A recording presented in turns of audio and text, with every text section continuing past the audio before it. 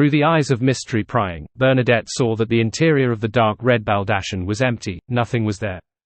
All she could see were shadows that usually shrouded things in reality. She was unable to prophesize anything from it. Having no choice but to look away, she followed her intuition and made the invisible servant walk towards the other end of the open area, which was also part of the primitive forest filled with towering trees. As the invisible servant couldn't be too far away from her, she silently followed behind while wearing the invisibility hat. She unhurriedly passed through the area where all the creatures on the island were gathered. Here, the sky seemed to be perpetually gloomy, one permeated by a faint blackness. Time passed quickly. The invisible servant entered the forest that blotted out the sky with the tree branches and everything before it suddenly dimmed. Right on the heels of that, the nearly transparent, cold, and undetectable eyes of mystery prying saw through the dim environment. There were pale white corpses placed in between the trees. Skulls and rotting corpses hung down from many branches. They consisted of dragons, avian creatures, and some had 8 legs, while others were strange giant trees that occupied every empty spot in the forest. At a glance, Bernadette seemed to have arrived at a cemetery. A scene naturally surfaced in her mind. It was a scene of supernatural beings giving birth to their descendants before they died, thus passing on their beyonder characteristics to them. And these creatures would struggle towards this region in the primitive forest from every direction, in search of an unoccupied spot. Then, facing a particular direction, they would silently die, gradually rotting and being reduced to bones. What's the meaning behind this? As a clairvoyant, Bernadette fully believed that the scenes produced in her mind were what had happened in the real world. However, she was puzzled about the type of power that made the creatures on this primitive island choose this area as their tomb. Furthermore, since Grimm, William, and Polly, who had died long ago, appeared to remain alive in some form, it didn't make sense that supernatural and mutated creatures that had stayed on this island all this while and had suffered even more corruption would end up dying. This made Bernadette frown slightly as she directed the invisible servant to continue proceeding deeper into the creature cemetery. Just like that, the invisible servant proceeded forward for nearly 15 minutes in this forest filled with bones and corpses. Finally, it saw a fourth object beyond trees, weeds, and corpses. It was a black stone pillar. It was very thick, with a width spanning about 6 arm spans, and 30 to 40 meters tall. Its surface was covered with rings which were signs of weathering. It resembled a finger wearing rings that didn't suit its size. Bernadette made the eyes of mystery prying observe the stone pillar for several seconds, but she didn't discover anything mysterious about it. It was as though it was a symbol that was casually erected. The invisible servant looked around and discovered that the surrounding corpses around the stone pillar didn't suffer from serious rot. They were even covered in rather intact flesh and skin. There aren't any supernatural powers or magical effects that are different from other places. Unless the new deceased were gathered near the stone pillar, it's impossible for them to have such a unified trend. Bernadette suspected that it wasn't because there was no mysterious influence in this matter, but that it would only happen at a specific moment. She didn't use her powers of prophecy to search for the reason. This was because a prophecy, at its core, was to pry into the secrets of the river of fate. The more serious the problem involved was, and the higher her status and level, the more damage the backlash would bring to her. And at this moment, it was impossible for Bernadette to not be cautious. She was afraid that it might involve an unknown existence. In addition, this hadn't caused any harm to her. She didn't have to take the risk to make a prophecy. After searching for a while to no avail, the invisible servant continued forward, attempting to pass through the cemetery and head to other regions of the forest. Just then, Bernadette heard a rustling sound. It was the sound of a breeze passing through the vegetation, a tidal wave in the void. Ever since she landed on this strange island, this was Bernadette's first time feeling the wind. Subconsciously, she made the invisible servant look back at the black stone pillar. In the eyes of mystery prying, the corpses around the stone pillar began to rot and shed one by one. New flesh and blood grew out like they had their own spirituality, and their skin slowly covered this harrowing scene 1 inch at a time. This change lasted for less than 10 seconds before stopping. A small number of the corpses no longer showed any signs of decay. It looked like they had just died. In the next second, a mutated curly-haired baboon and a wolf with 8 legs wobbled to their feet. Their fur was slightly white and their skin was slightly dry, their eyes dull and cold. Then, the 2 originally deceased creatures each got their bearings and left the cemetery from different spots. Bernadette's gaze froze as she watched this. Her brows raised slightly as she finally understood why the creatures on this island had struggled to come to this area before dying and why they had to die here. Here, death, an endpoint, didn't mean entering the state of eternal slumber, but rather a new beginning. Furthermore, this wasn't the resurrection of a zombie or skeleton that a spirit guide was capable of. It was a new life, with a certain will and vitality. A distortion and disorder of the world's underlying rules. In addition, it seems to contain some mystery from the Black Emperor's resurrection. However, those who obtained new life aren't in a proper state. They're even closer to zombies. Such revivals are very problematic. Klein, who was above the grey fog, also saw this scene and had many guesses. Of course, this was under the premise that the Emperor had fundamentally left his last mausoleum here and exerted some form of influence here. As he thought about it, Klein rejected this idea. This was because, before the Emperor became an angel, this primitive island had a similar situation. The dead Grimm was proof. Yes, the exact details that happened back then might not be the same as what's happening now. Perhaps, compared to the past, it has already been distorted and disordered. Klein nodded gently, prepared to bless and protect Bernadette at any time. Bernadette also came up with a guess. She didn't allow the invisible servant to stay in its spot to wait for a new tide of life. This was because she had foreseen a development. After being repeatedly affected by the new tide of life, the invisible servant would oddly develop some sort of sentience and come alive.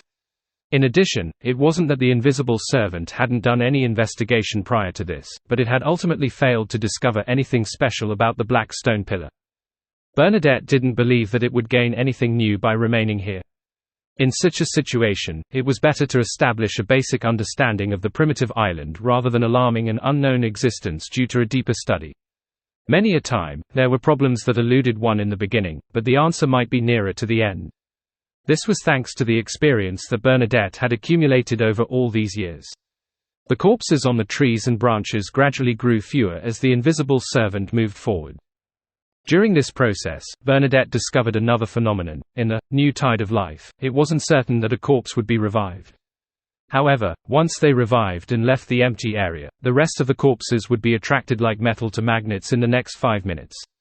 They would stiffly move towards the center, filling up the corresponding spots like they were in line for a bestowment. The law of beyond a characteristics convergence. No, it doesn't seem like it. The deceased have already passed down the characteristics. As Bernadette's thoughts wandered, she suddenly thought of a question. It's impossible for the deceased to produce new beyond characteristics after obtaining new life, but do they still possess their powers in their previous lives? Once I have a complete grasp of the situation on this island, I can find a resurrected being to test it out. Bernadette quickly made a decision and followed the invisible servant's route forward. She didn't use any beyond powers other than her invisibility hat. She hoped that she wouldn't disturb the environment and miss out on any details. Therefore, she didn't walk too fast. She took about 15 minutes to leave the cemetery. The invisible servant had already entered the forest up ahead. It could hear the occasional bird chirping and beast roars. The vibrant vitality here was different from the other remaining regions. Above the grey fog, Klein sighed. Thankfully, I'm now the owner of Sephira Castle. Here, I have the status of a king of angels. I can observe reality for as long as I want to, and I don't have to worry about draining my spirituality. Yes, the only thing I need to pay attention to is my body that's hidden in the ancient city located in the fog of history before the first epoch. After traveling for another few minutes, the invisible servant suddenly saw something that appeared incongruous to the primitive island's environment. It was a log cabin that seemed to be a residence of a forest ranger. The log cabin was brown in color and was less than 2.5 meters tall. It looked like it was prepared for humans, but every detail was rough and crude. At that moment, the cabin's door was open, allowing Bernadette to see the situation inside through the eyes of mystery prying. A wooden table, a fur-covered bed, and a low-back chair formed a scene of a residence lived by humans. Who lives here? With a thought from Bernadette, the invisible servant rapidly approached the cabin in search for possible clues. It then realized that the interior of the cabin was ice cold. Apart from the furniture, there was nothing else. It seemed like no one had lived there for a very long time. Just as Bernadette was using the eyes of mystery prying to carefully inspect every detail in the cabin, she suddenly had a premonition. She hurriedly made the invisible servant turn around. At some point in time, a person had appeared behind the invisible servant. He was wearing luxurious clothes from the Roselle era. His hair was completely white, and he looked old. He had a pair of light blue eyes that were extremely cold and blank. Edwards. This was the knight who had outlived the Emperor, Vice Admiral Iceberg Edwina's ancestor. Edwards stared at the invisible servant for a few seconds. Suddenly, he opened his mouth and said in a low voice, "Our Highness." Bernadette fell silent for 2 seconds before replying through the invisible servant, "Uncle Edwards, why are you here?" She used the way she addressed him when she was young to reduce the chances of an accident. Her voice reverberated in the surrounding air with the invisible servant as a conduit. It was dry, dull, and completely different from normal. Edwards's face was pale. It was as if he had just crawled out of the grave without any warmth. "I don't know either. When I woke up, I discovered that I had returned to this island. This might be my destiny. A destiny of guarding His Majesty." He paused with every word he said, but he didn't give the impression that he was out of breath. It seemed like he hadn't spoken for a long time, so much so that his throat was rusty. He wasn't used to speaking. Without waiting for Bernadette's further inquiries, the knight, who was famous across the continent more than 100 years ago, added with a flat tone, "His Majesty's mausoleum is nearby.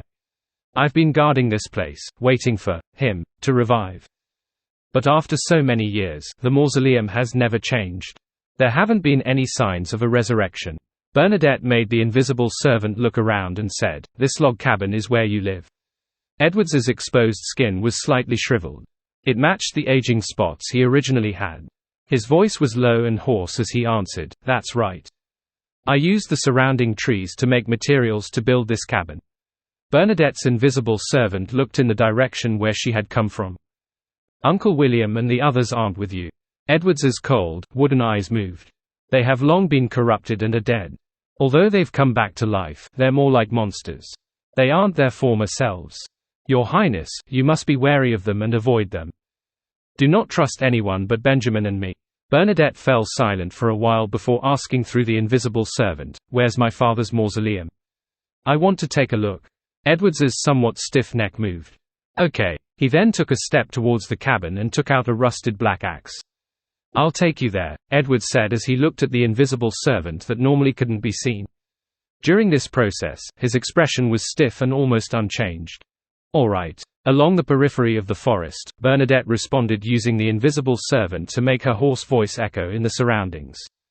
Edwards was almost 1.9 meters tall, and he looked rather thin. He carried his axe and walked behind the log cabin before saying in a flat tone, "It's very close. Be careful along the way."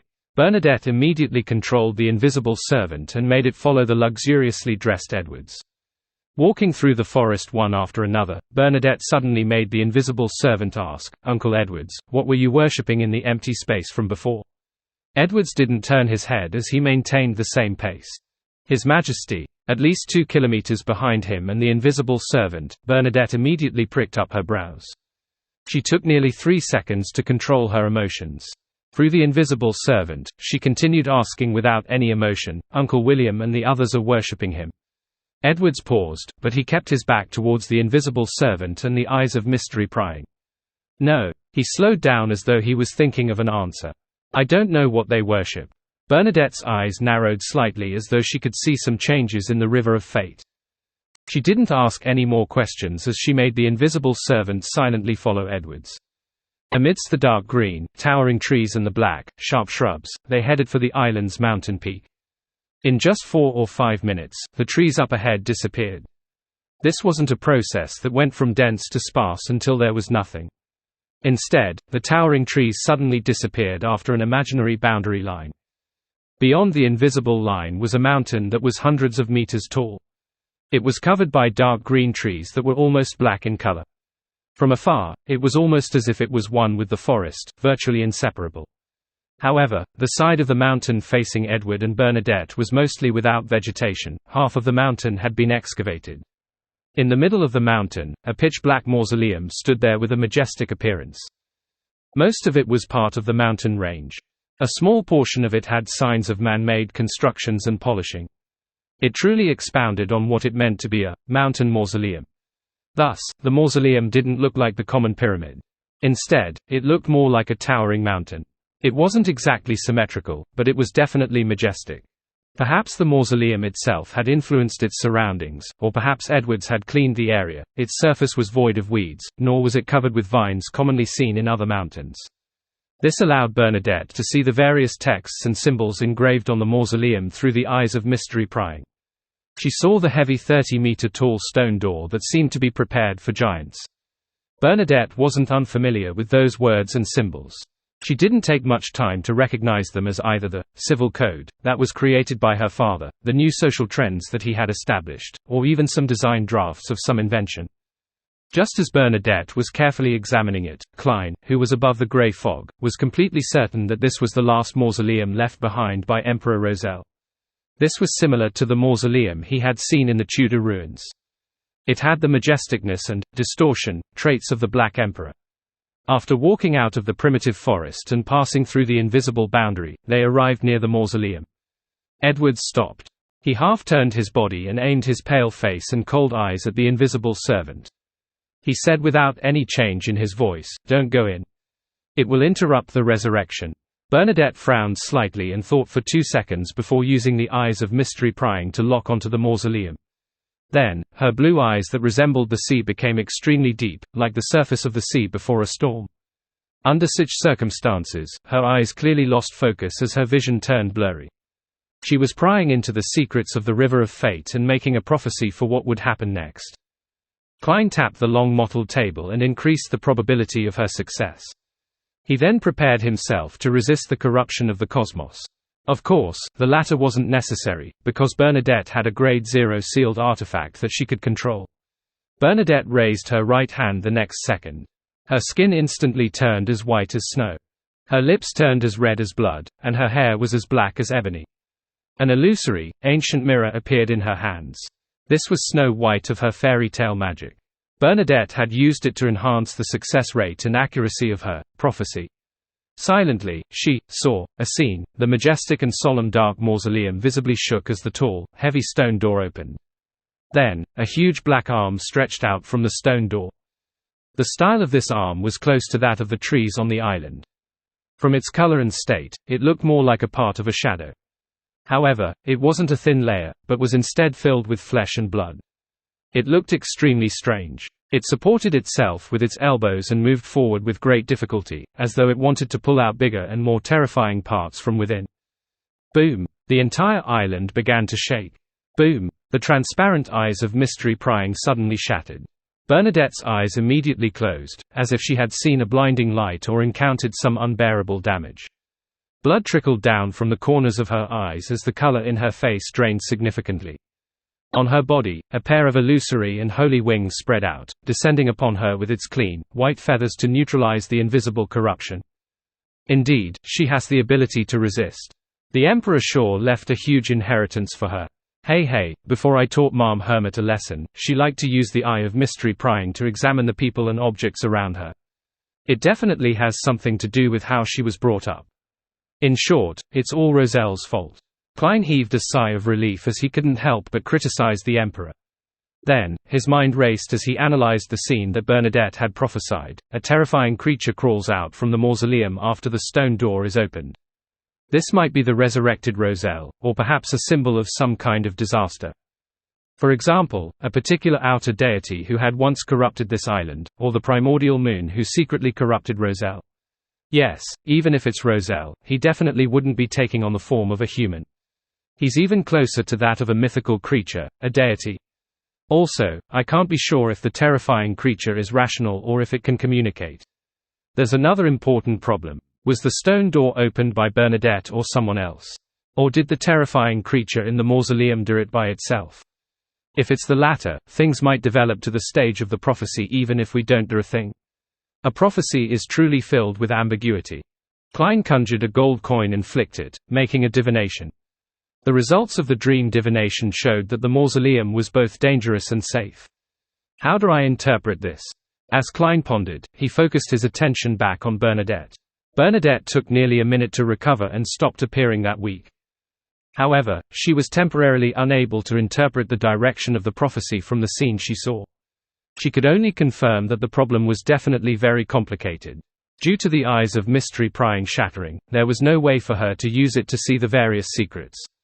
All she could do was use the invisible servant's perception to observe the situation around her. She realized that Edwards remained silent and motionless when she was unable to control the invisible servant, as though he hadn't noticed anything abnormal. After some thought, Bernadette said to Edwards through the invisible servant, "Do you still remember the years you spent in Lemberg?" Edwards's indifferent blue eyes moved. "I remember. I think." At this point, he seemed to recall something. His expression twisted as though he was suffering some indescribable pain. In such a state, his eyes suddenly glowed with a strange light. I think I'm already dead. Already dead." Edwards turned his head and looked at Bernadette's invisible servant with his light blue eyes. His gaze was no longer cold and blank. It emitted a strange glint that was filled with disbelief. It was only at this moment that he seemed to realize that he had long died and had come back to life. He was no different from William, Polly, and Grim, who he claimed were individuals who they needed to keep up one's guard against. This transformation lasted for only 2 seconds before Edwards's face twisted. His already pale skin rapidly dimmed as it ruptured inch by inch. Beneath his skin, the red pieces of flesh began to rot at a discernible speed, dripping foul yellow liquid. With a swoosh, Edwards raised the black axe in his hand. Oof! His axe ruthlessly cleaved the top of his head, as though it was trying to stop the bad thoughts that surfaced in his mind. The axe was heavy and sharp. It tore through Edwards's skull all the way to his glabella. Drip, drip, drip. Drops of milky white cerebrospinal fluid dripped down from the axe's blade, sliding across Edwards's grimaced and torn face, as though he had poured some milk onto a bright red strawberry. Don't come near me," Edwards said in a low and hoarse voice to Bernadette's invisible servant after striking himself in the head. Before he could finish his sentence, his expression returned to its blank state. The look in his eyes gradually turned hollow as he turned around and walked towards the forest. That thin and shriveled body of his stooped a little, as though his back was hunched. Bernadette had probed him because of the doubts and concerns she had about entering the mausoleum. All she could do was indirectly determine the problem with Edwards's existence, and see if she could obtain more clues from his answer. She never expected this knight from Roselle's era, who had been famous across the northern continent, would react in such an intense and strange manner. After 2 seconds of silence, Bernadette made the invisible servant say to Edwards's back, "Your descendants are doing pretty well. All of them are accomplished in a certain sense." Edwards, whose back was facing the mausoleum, stopped for a moment. Then, he continued forward, passing the invisible boundary and entering the forest. His target seemed to be in the direction of the cemetery with the stone pillar, the place where the deceased could obtain new life. At the same time, Bernadette looked up into the sky. The faint black colors that permeated the area had clearly faded, but there was an indescribable feeling. The entire primitive island underwent a subtle change that couldn't accurately be described. Suddenly, Bernadette, who was hiding at the edge of the invisible boundary, rubbed her back. She felt that it was heavy, as though there was something there. When her left palm touched her target, Bernadette realized that there was an extra strand of hair. At this moment, she was wearing an Intis-style blouse with a large lace flower around the collar, an indigo-patterned captain's uniform, a pair of beige trousers, knee-length boots, and a triangular hat with feathers on it. She was dressed like the leader of a pirate ship. She styled herself such that her long chestnut hair was tied into a bun, leaving the remaining strands in a way that would reach the middle of her back. But now, even though her hairstyle remained unchanged, her hair had grown longer and reached her waist. Then, Bernadette lowered her head and looked at her right palm. She saw the fingernails of her 5 fingers extending. Queen Mystic didn't show any signs of surprise or panic. She followed the instincts of a clairvoyant and from all the experience she had accumulated over time. She took a few steps forward, and through an invisible boundary, she completely left the primitive forest and entered the empty area where the Black Emperor's mausoleum was. During this process, Bernadette even made the invisible servant return to the spirit world. 3 or 4 seconds later, she felt the earth shake. The mausoleum began to tremble visibly. Subconsciously, Bernadette turned to look at the primitive forest. Her gaze froze for a moment. The dark green trees were waving their branches and uprooting their roots. Then, like humans, they approached Bernadette. The entire primitive forest had come to life. Looking at the dense cluster of trees that seemed to blot out the sky surging at her, Bernadette had the feeling that doomsday was approaching. She felt as if the entire area would be blanketed by the forest. A gigantic red dragon with flames flowing across its skin rapidly flew into the sky. An 8-legged demonic wolf began to run madly between the trees. All the supernatural beings and mutated creatures on this island stirred as they rushed towards the mausoleum. Although she was a clairvoyant, Bernadette still didn't expect that her simple, indirect question would bring about such an anomaly. It was as though it was a key that had opened the door to the abyss. Above the grey fog, Klein saw a lot more. Together with his knowledge of mysticism, he had a certain guess. The situation of Edwards is different from William, Grimm, and Polly. It's like a loophole of the Order on this primitive island, or rather, a shadow. When he realized that he was already dead, this loophole was discovered by the Order, and it began to conduct repairs. And the repairs brought with it an enhancement of the Order, causing the entire island to experience an anomaly. I can sense that the Black Emperor's powers are present here to a certain degree. It affected Edwards, causing him to maintain a portion of his will after obtaining new life. And where did the original order of this primitive island come from? As Klein's thoughts raced, he suddenly sensed that Bernadette was suffering certain anomalies. Thump, thump, thump. Bernadette could vaguely hear her own heartbeat. This heartbeat was rather chaotic, as though it was a combination of two sounds. 2. Bernadette's heart stirred as she calmly directed her attention back to herself. In the next second, she confirmed that there were two sources of her heartbeat. One came from her heart, the other from her abdomen. There seemed to be an additional heart in her abdomen, one that was rapidly expanding and contracting. Furthermore, this heart was developing bit by bit.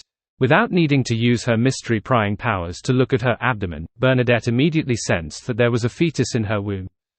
It had grown from the size of a grape to the size of a normal human palm. If it was left to grow, it didn't seem like it would take long before it matured. It would then tear open her mother's womb, and drill out while covered in blood. Unknowingly, Bernadette had become pregnant. Her spiritual perception and the sealed artifact on her body had failed to detect it in advance or attempt to stop it. It was as though she was powerless to deal with such an influence. Earth Mother, Primordial Moon, Mother Tree of Desire. 3 divine names flashed through Bernadette's mind. According to what she knew, there weren't many mysteries that could cause such an anomaly. Most of them came from domains related to the Earth and the Moon pathway. Sequence 0 of the plantar pathway was Mother. The primordial moon could make a stone have reproductive powers, while the Mother Tree of Desire seemed to possess some high sequence beyond the characteristics of the Moon pathway. Bernadette wasn't in a hurry to deal with the fetus in her stomach. Her gaze turned dark once again as she used her prophetic ability to see what her best choice was. This time, she only took 1 second to obtain the corresponding prophecy: survival lies inside the mausoleum. Without any hesitation, Bernadette reached out her right hand and quickly drew out words filled with stellar radiance. These words, which were similar to the words on the blasphemy slate, quickly interwove into a strange symbol and opened a secret door that seemed to lead deep into the spirit world. Following that, the secret door opened and a strong gust of wind blew out, transforming into an entity that was half man, half air. His upper body was wrapped in white cloth. Sage Frontlet, Bernadette's tone was calm as she ordered in a dignified voice. The man responded respectfully and removed an accessory from the white cloth wrapped around his body. The core of this accessory was a vertical eye embedded with diamonds. It shimmered with pure light, exuding an abnormal holiness. It was filled with intelligence, but it also appeared cold without any warmth. Bernadette then took the accessory and embedded it into the middle of her forehead. This was a Grade 0 sealed artifact which Bernadette usually didn't carry with her, as the negative effects were too severe. However, at this moment, the Sage Frontlet had an ability that was extremely important to Bernadette. She was willing to bear the consequences of not being able to use evil magic and the gradual influence that the Beyonder characteristic would have on her as it slowly fused with her. If she didn't remove the Sage Frontlet in a short period of time, it would be equivalent to having a Sequence 2 potion splashed on her. When the time came, she could either end up lucky and succeed in advancing to become a sage, or lose control and become a monster. And without the supplementary ingredients and the corresponding ritual, the former's probability was nearly negligible. With the diamond vertical eye on her forehead, Bernadette's body began to turn incorporeal as she dissociated into a series of complicated knowledge. In that instant, she became a creature of pure information. The baby in her womb failed to obtain such a state as it fell to the ground. It was half the size of a normal baby. It already had facial features and limbs. Its skin was wrinkled, and it was dripping with sticky pus. As it left its mother's body, the undeveloped, it began to regress and quickly melted in the air. The baby was clearly unwilling to give up. It tried its best to open its eyes, which were sealed by the sticky liquid. It opened its mouth wide open in a bid to make a final struggle. At this moment, Klein, who was above the grey fog, rapped the edge of the long mottled table. He increased the probability of failure with respect to the baby's struggling. Unable to maintain itself, the baby completely dissipated in front of the approaching black forest. At the same time, the flood of information that Bernadette had transformed into had entered the Black Emperor Mausoleum's interior through the heavy stone door as she reformed her original body. During this process, she seemed to see a black shadow.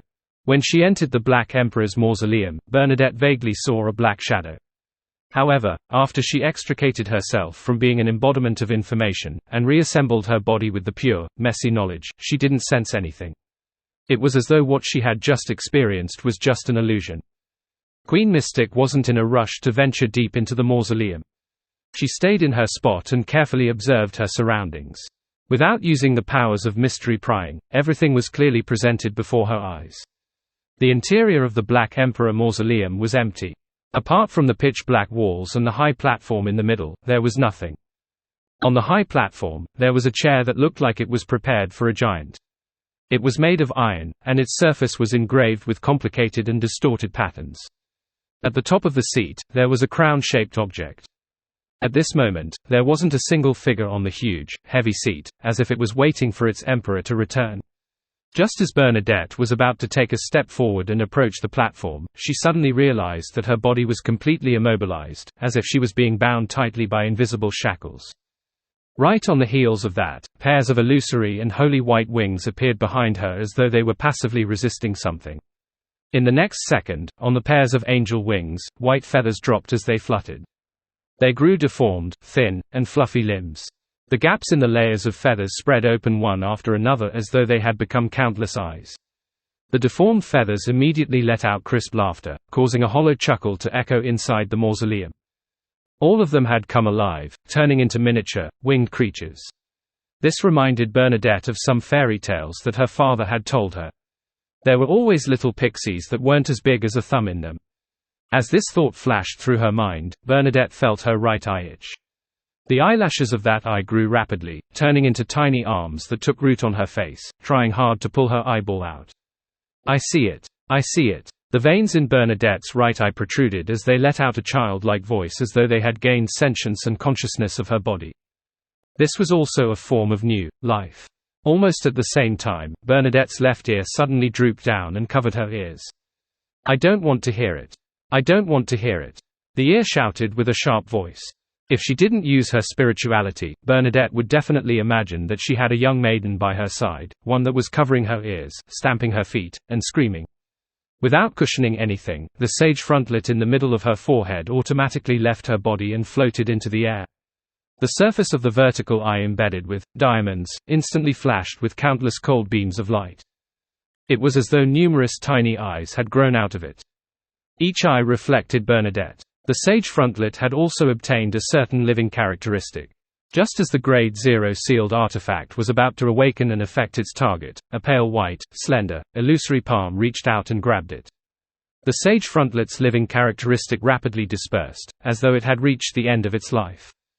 The ice-cold and pale hand that clearly belonged to a woman came from behind Bernadette. At some point in time, a figure with only an upper body appeared.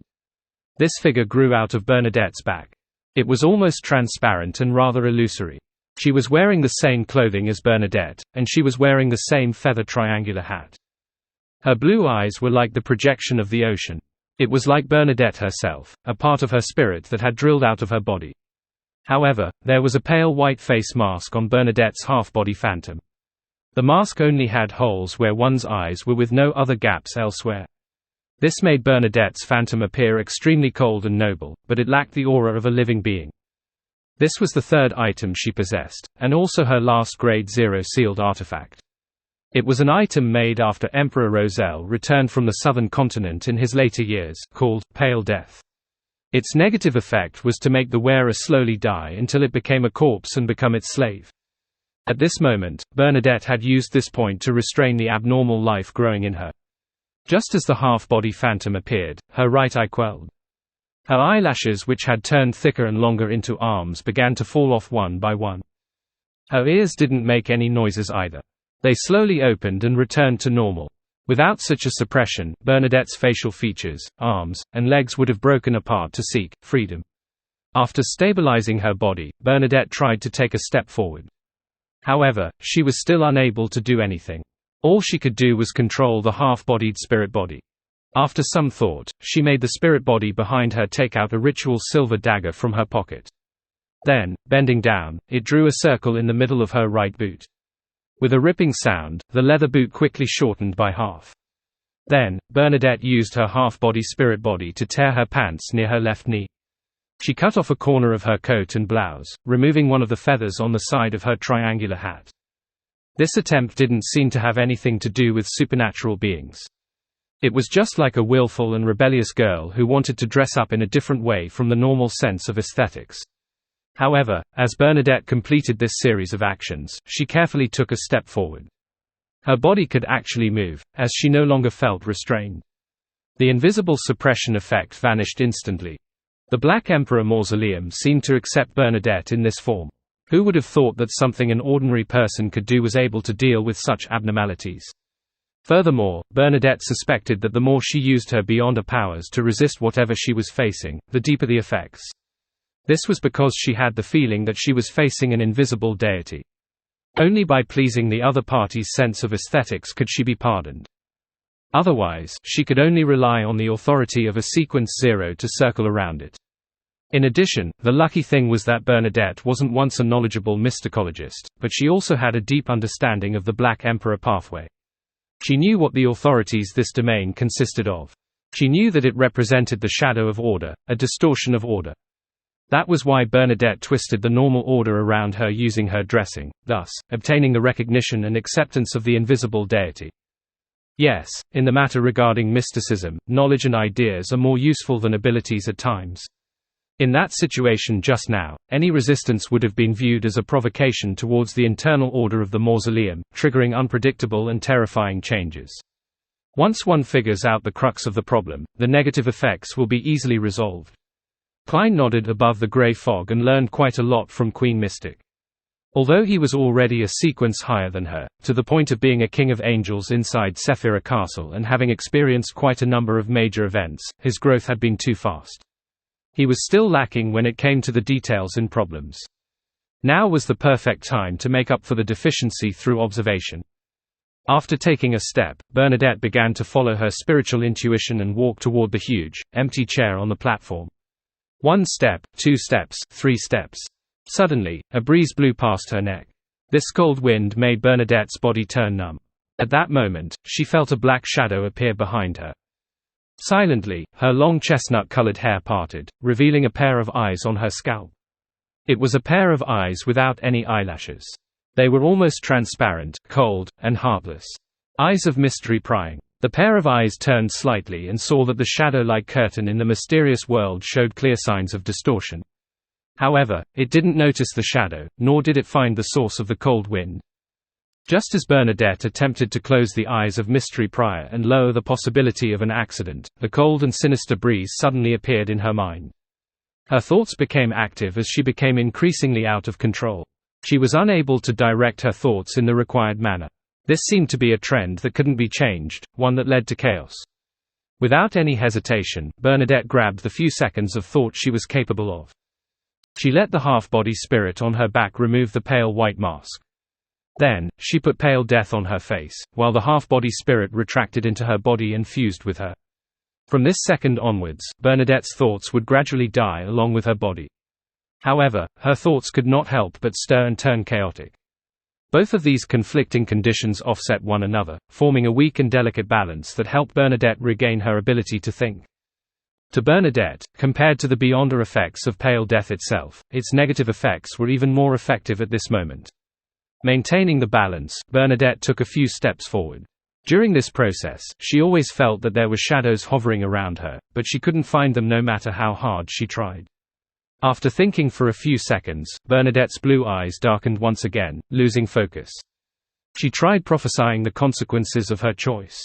Soon, a corresponding scene appeared before her eyes. After putting on the sage frontlet again, she once again transformed into pure and complicated information streams, using it to circumvent the obstruction and head to the high platform in the middle. However, just as she approached, the flood of information suddenly disintegrated. It lost its order and formed several Bernadettes built on different tenets. There was a young girl in a layered dress, a tall young girl, a melancholic and confused girl, a woman with a twisted and pained expression, and a calm and determined queen. The prophetic vision instantly disappeared and Bernadette's eyes instantly regained focus. At this moment, she saw the black shadow. It was standing right in front of her, no more than a fist away from her. That face formed from pure shadow completely occupied her vision. The moment Bernadette saw the black shadow, she instinctively clenched her right hand and conjured an ancient spear. From the tip of the spear to its handle, it was dyed with crimson-red balls. It emitted a strong destructive aura, as though it could harm a true deity. Spear of Longinus. This spear had once appeared in an ancient era that couldn't be traced back, stained with the blood of a great existence. At this moment, it had descended into the Black Emperor's mausoleum through mystical reenactment. However, when Bernadette thrust it forward, she failed to achieve any effects because the tip of the spear was directed at her back. Despite wanting to attack the black shadow in front of her, the spear of Longinus had strangely thrust backward. The area had been affected by disorder, or suffered some form of distortion. Above the grey fog in the palace, Klein noticed the black shadow when it appeared in front of Bernadette. He didn't hesitate to raise the staff of the stars in his hand. He didn't wait this time, unlike his prior observations of Queen Mystic's actions before, where he would consider if he would provide her with protection. This was because the level of danger of the black shadow sounded off alarms within him. He was an angel of the seer pathway after all. More importantly, Bernadette could sense the shadow's existence after entering the Black Emperor's mausoleum from time to time. As for Klein, he was unable to find clues through the true vision provided by Sephira Castle. This undoubtedly meant danger and terror. When all the gems embedded in the black cane lit up, the sound of melodious bells resounded in the area where Bernadette and the black shadow were. Gong! The bell that came from an infinite distance exuded an indescribable emptiness. It made the interior of the Black Emperor's mausoleum visibly freeze, turning Bernadette's figure stiff as if she had been frozen.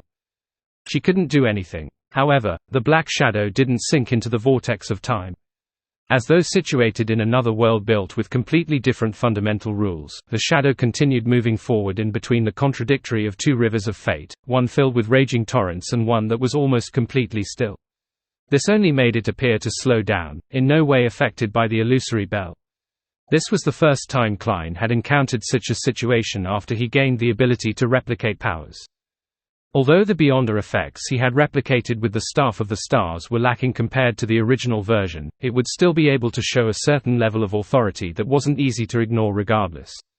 However, the Black Shadow's slow movements gave him a second chance to try again. This time, he activated the Staff of the Stars' powers and moved Queen Mystic out of the Black Emperor's mausoleum. He wanted her to first conclude what she experienced before considering entering again. Gems flashed on the tip of the staff, and Bernadette, who was almost about to make contact with the black shadow, disappeared into thin air. In the next second, she appeared tens of meters away, appearing near the high platform in the mausoleum. The Staff of the Stars' teleportation was disrupted. The destination had been distorted, turning everything extremely chaotic. The experienced Bernadette didn't feel any fear or panic because she was stuck inside the Black Emperor mausoleum. She decisively raised her left hand and pressed the sage frontlet in the middle of her forehead as she used her fingers to stroke the pale death mask. The shimmering golden mask suddenly became soft and rapidly squirmed as if it was about to form a face that didn't belong to Bernadette. The face had soft features and obvious characteristics of a southern continent native, but it exuded a bizarre and terrifying feeling. Anyone who witnessed it would believe that it would come alive once the face became clear enough, an entity that came from ancient times, the eternal darkness where the dead slumbered. By then, Bernadette's body, spirituality, and consciousness would all belong to this face. With the protrusion of this face, the stone walls and floor tiles in the Black Emperor mausoleum began to weather. It happened so fast that thousands of years appeared to be washed away in a short span of 2 seconds. They quickly became mottled, constantly dropping fragments or throwing up dust due to the wind. In between the cracks, thin white fur grew out. In just the blink of an eye, the fur grew into white feathers, and their surface seemed to be soaked in light yellow oil. The aura of the black figure gradually weakened, as though it was running towards death with huge strides. Its color faded away, its movements growing slower. Within the area where the pale white mask was, even the concept of death itself would weather away and dissipate. However, what was labeled as death wasn't the endpoint. When the stone wall and the floor tiles in the mausoleum were weathered to a certain extent, and when the black figure degraded to a certain stage, new stone blocks began to take form as ethereal auras quickly grew. During this process, the black figure stretched out his right hand. This palm that was formed from shadows suddenly grabbed Bernadette's neck from dozens of meters away. This wasn't fulfilled by extending the arm, but distorting the concept of distance for an instant. 45 meters became equivalent to 45 centimeters. The dark palm didn't exert too much strength, but it made Bernadette feel cold. Under such coldness, she realized that she couldn't use the 2 Grade 0 sealed artifacts of the Sage Frontlet and Pale Death. Typically, as long as she injected her spirituality into it and gave the corresponding thoughts, the sealed artifacts on her would react in the correct manner, creating different effects. But now, the silent process and rules had been disrupted and distorted. No amount of thoughts that Bernadette willed were able to stir the sealed artifacts. It felt like she was speaking to the air. Klein, who was above the grey fog, didn't waste any time after failing to teleport Queen Mystic away. A series of complicated symbols and magic labels quickly formed in his mind. He wanted to replicate a secret sorcerer's space concealment. He planned on separating Bernadette's location from the Black Emperor's mausoleum and concealing it to help Queen Mystic escape her current predicament.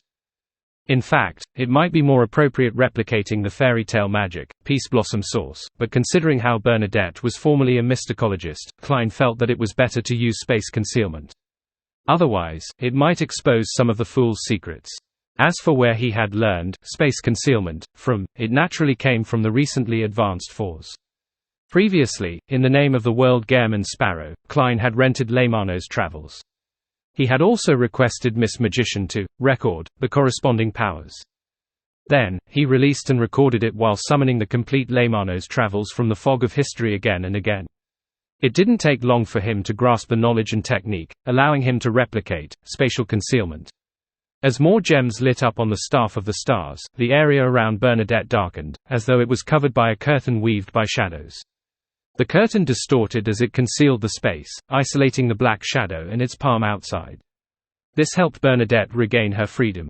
In the next second, the black palm that had been forcefully separated reached forward again and touched the boundary of the concealed space. In an instant, a transparent vortex-like door appeared in the abnormal void. Or rather, the secret door that originally existed appeared autonomously and opened up in front of the black palm. All concealed space had a door, but the location of the door depended on the creator's thoughts. The palm formed by the shadows rapidly passed through the open door and entered the concealed space. It grabbed Bernadette's neck and once again disrupted the connection between Queen Mystic and her sealed artifact, distorting the corresponding order. At the same time, the black figure raised its head and looked at the top of the mausoleum. It seemed to be studying Sephira Castle and Klein through layers of space and fog. Klein's eyelids twitched instinctively. He sensed that the shadow had a certain understanding of where he was and felt that it was distorting something. Klein's expression unknowingly turned abnormally heavy. The different gems on the staff of the stars lit up at the same time. He wanted to attempt to steal the corresponding Beyonder powers of the other party. Only by doing so would he have the chance to restrict the black shadow. And in order to increase the success rate of stealing his target's powers, Klein turned his left palm and tapped the edge of the long mottled table. However, his theft failed. He didn't even get anything. His target had long since escaped the lock-on, despite just standing there. Klein's gaze froze. Then, he saw the black figure flash and enter the concealed space, closing the distance between it and Bernadette. It distorted my true vision, causing the situation I saw to be from 1 or even 2 seconds ago. A thought flashed through Klein's mind as he made a preliminary judgment on the previous failure. He then decided to summon Will Orsepton's historical projection to get him to reboot the area. At that moment, Bernadette, who was unable to use her sealed artifact, grew white, illusory swan feathers on her back. This was her fairy tale magic's ugly duckling. It could make Bernadette reveal an incomplete mythical creature form while maintaining her clarity of mind. She could use it twice a day, with each use lasting 15 seconds. At this moment, her thoughts went wild again. They started to boil and become more chaotic. This caused her, ugly duckling, magic to be cut off before it could even show its effects.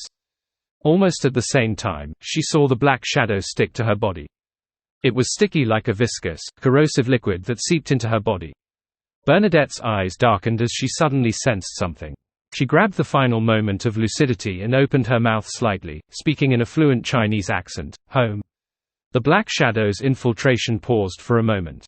Its upper body slowly rose as it looked at Bernadette. The black figure froze as it released its grip on Bernadette's neck. It was as though it was staring at Queen Mystic with its non-existent eyes. A dry, hoarse voice echoed in the concealed space, "Home." This voice was filled with hesitation and confusion, as though it was seeking confirmation. It was as if it had come from another world. The corrosion that Bernadette encountered vanished. Her connection with the sealed artifact was instantly restored. Pale death once again ate at her vitality little by little. This helped her resist the chaos in her thoughts, maintaining her basic clarity and rationality. Just as she was about to say something, the black figure suddenly stretched out its palm. But this time, it didn't strangle Bernadette's neck, but instead, it pushed her hard. Following this push was the collapse of the concealed space. It was a voice filled with pain, as though it was resisting something. "Leave." As the voice echoed, the black figure vanished. In an instant, it appeared on the huge, black, high-backed chair in the middle of the platform.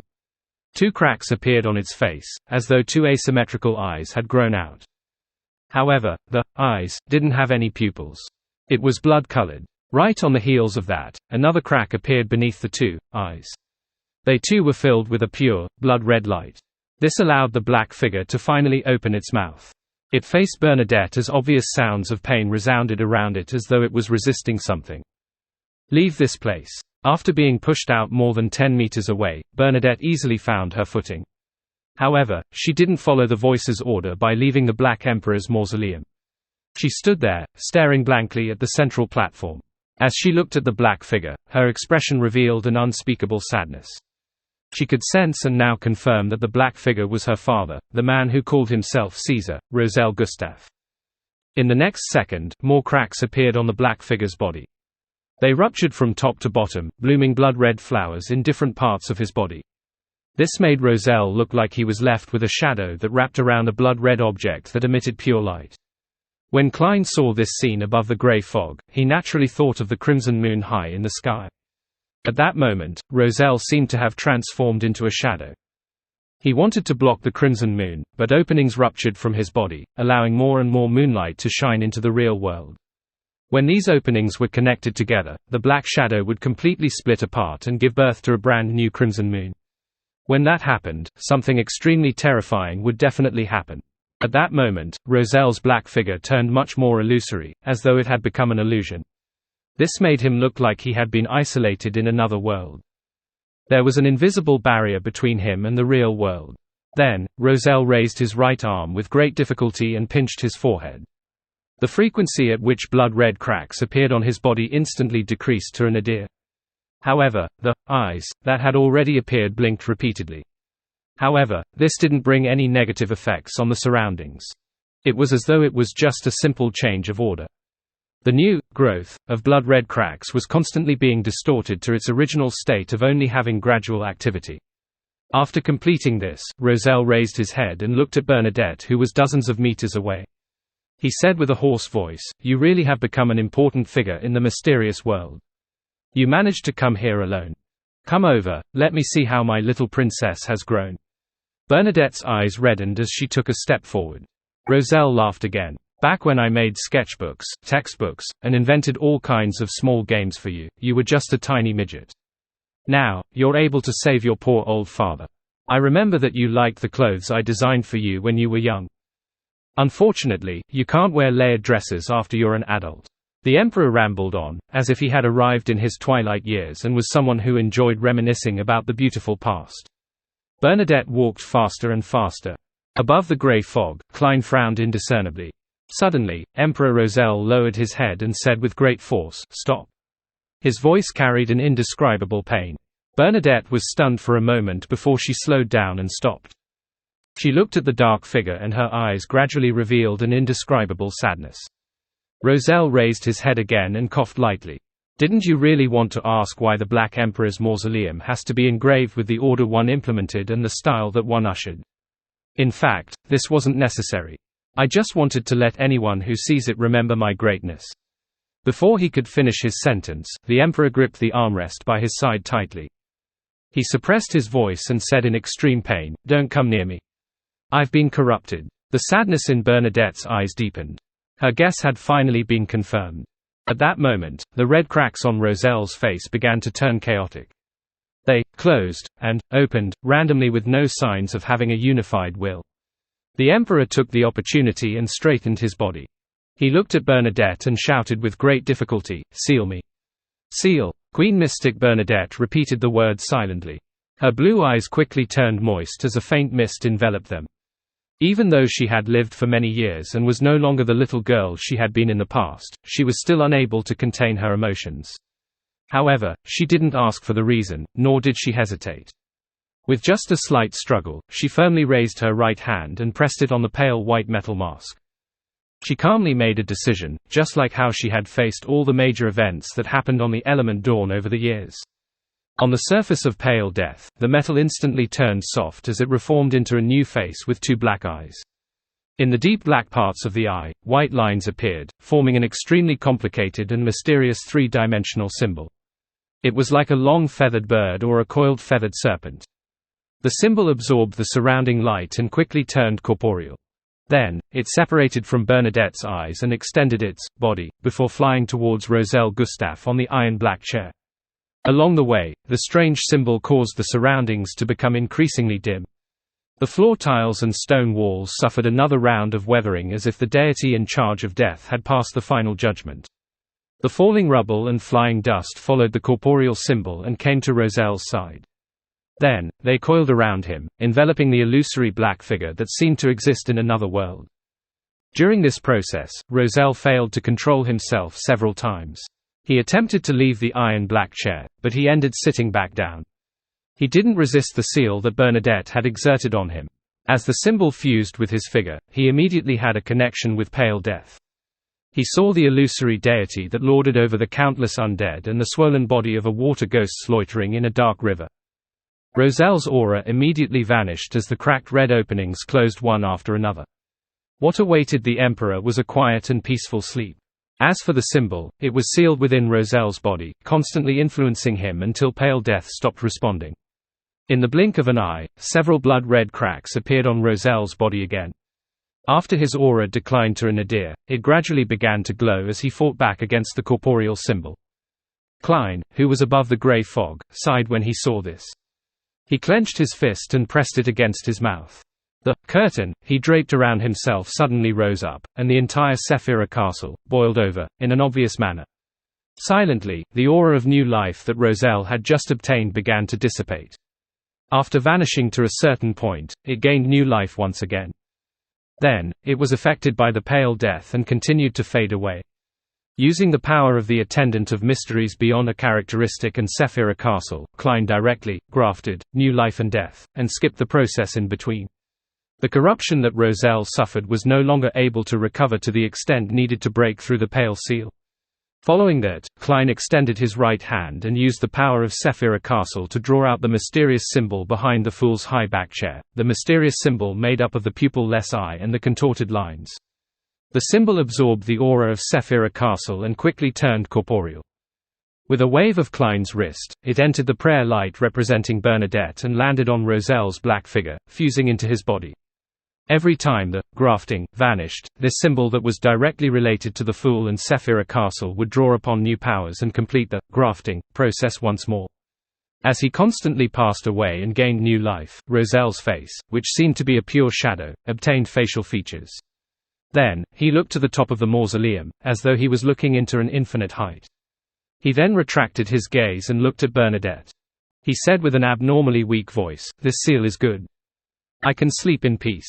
With that said, he frowned slightly as his tone changed. "Who taught you how to dress like this?" Bernadette felt a little lost as she listened. It was as if she had returned to her teenage years.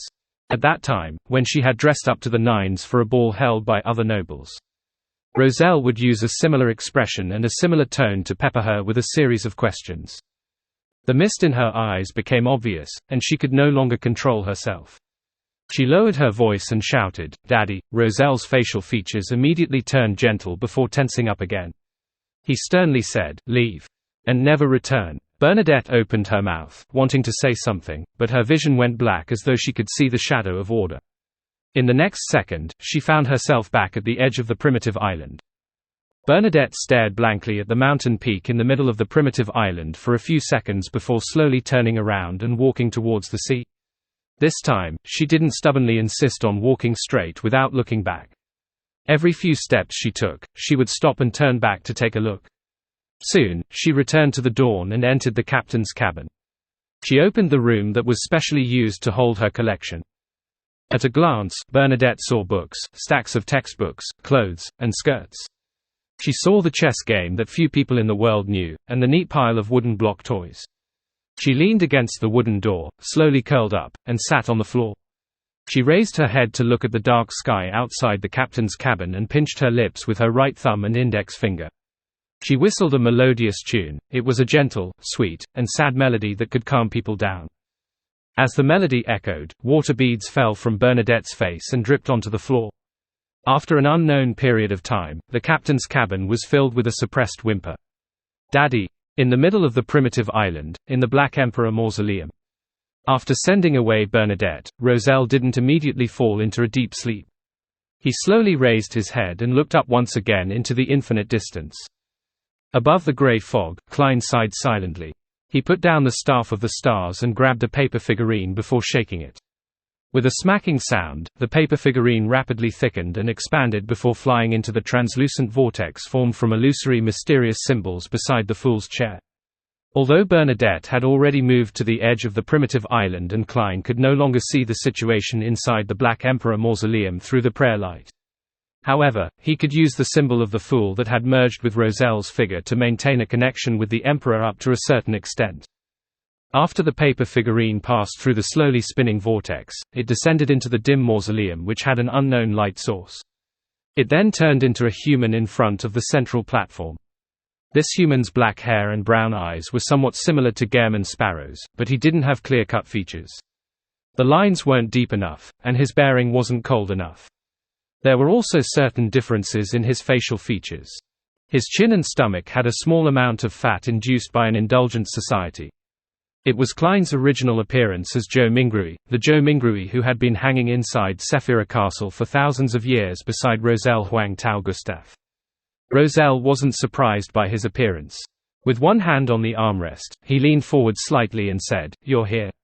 "I'm here." Klein nodded indiscernibly. "You shouldn't be here." Roselle sighed. "I'm already here." Klein very naturally participated in completing the meme populated by a popular Chinese novel by Gu Long. Having completely confirmed the origins of the fellow in front of him, Roselle returned to his normal sitting posture, chuckling as he said, "I originally planned on asking where you're from to see there's any need for regional discrimination, but after some thought, there's no need for that. We're all anachronistic miserable wretches without a home." Without waiting for Klein's reply, the Emperor's voice sank as he asked, "You know the truth about the apocalypse?" "Yes." Klein nodded slightly. Roselle continued asking, "You know that this is Earth?" "Yes," Klein answered frankly. When Roselle heard that, he laughed self-deprecatingly. "You actually learned about it so early. I only dared to confirm it after I went to the Moon and saw the true appearance of this planet from high above." At this point, the Emperor sighed and said, "The Moon is bizarre. I clearly felt terror, but I didn't even consider the possibility of being corrupted. Then, I became more and more extreme. However, I did occasionally gain a certain level of clarity from the views of people around me, but I didn't dare to write it in the diary in that state. I was afraid of exposing secrets and losing my final chance. I eventually decided to use all the groundwork I did previously to switch to the Black Emperor pathway. Apart from the impending apocalypse with sequence zeros being the only ones capable of protecting the people they wish to protect, they can hide them in other planets in the vast universe and use the corresponding authorities to rebuild a set of order for humans to survive in desolate lands. I also saw the hope of escaping my corruption, by using the Black Emperor's ability to resurrect. As long as I became a Sequence Zero Black Emperor and was truly killed after turning half crazy, I'd have the chance of resurrecting in the mausoleum or in the astral world. When that happened, what would return to me would be a pure uniqueness and 3 Sequence 1 Beyonder characteristics. I wouldn't be tainted at all, nor will I contain an uncontrollable madness. Speaking of which, I made use of the eternal blazing sun and the god of steam and machinery to a certain extent back then. But the horror of the Great Old Ones far exceeded my imagination. Accompanying my revival was a new life of corruption. Perhaps only Great Old Ones can resist Great Old Ones. I could only terminate the revival process, and live such an ignoble existence in my final mausoleum to prevent the Great Old One from using my body to be born in the real world. That would have brought about a devastating disaster. Klein had long guessed Emperor Rozel's condition based on what he knew and what had just happened. He wasn't surprised at all as he calmly replied, "The one who corrupted you is called the Mother Goddess of Depravity. She has bewitched many believers as the embodiment of the primordial moon." The facial features that appeared faintly on Rozel's face immediately changed. He fell silent for a few seconds before saying, "I know the primordial moon, but I didn't know that her true honorific name is the Mother Goddess of Depravity. Now that I think about it, my discovery of Mr. Dawes' cry for help might not have been a coincidence." Upon hearing this, Klein was alarmed. He instantly recalled the situations happening off-island. He had some sort of premonition about what Emperor Rozel was about to say. Rozel laughed and sighed. "The biggest problem in the first half of my life was that I was too confident. I always had the feeling that I could reload a save file and redo things. I didn't pay enough attention to the details. Back then, Grimm was corrupted by the strange powers on this island. He returned here after dying and regained new life. Isn't this the influence of the primordial moon? After I finished all sorts of investigations and did the corresponding purifications, I felt that I was fine. But in fact, fate might have undergone a tiny change at that moment. This resulted in me encountering Mr. Daw later, and was slowly guided to the moon by him. You can't blame Mr. Daw. His condition might be worse than mine. Does the Emperor mean that he has been targeted by the Mother Goddess of Depravity the moment he discovered this primitive island?" Klein sighed. At that time, who would have thought that the problem would be so serious? Before Sequence 2, understanding the cosmos and the Great Old Ones led to terrifying corruption. And without understanding it, one wouldn't be able to accurately determine how serious the problem or what kind of patchwork was needed subsequently when faced with certain situations. This made Rozel treat this primitive island as his secret base, thus not informing existences that had the right to understand the outer deities, Great Old Ones, and cosmos. That's right. Rozel seemed to be very gratified that he had committed a mistake that almost anyone would make. He then said, "In that ancient and secretive organization, there was almost no mention of the Great Old Ones or outer deities." At that moment, Rozel paused for a moment before saying, "You should have read my diary. You should know what the ancient and hidden organization represents." Klein nodded. "I know which organization it is referring to. I never expected that you wouldn't dare mention the name of his organization after having the level of a Sequence 0. I have a nagging feeling that he isn't simple. He might have an understanding of the outer deities that far exceeds our imagination, so it's better to be more careful. After all, I'm not a complete Sequence 0 true god." After Rozel said this simple sentence, his brows suddenly furrowed. "How much of my diary did you read?"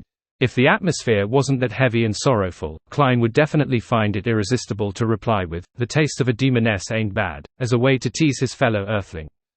Finally, he replied calmly, "Plenty." After saying the word, he casually added, "I even found a few cards of blasphemy." "Which ones?"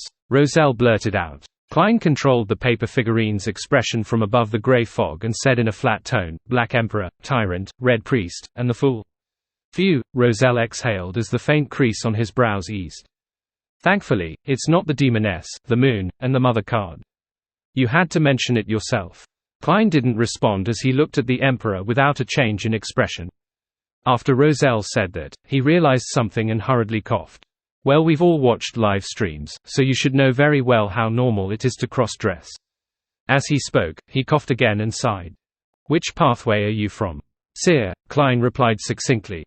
Rozel immediately fell silent. After a few seconds, he said, "Unfortunately, if everything is fine and dandy, you should be responsible for pulling out a large screen television and a game console from the historical void.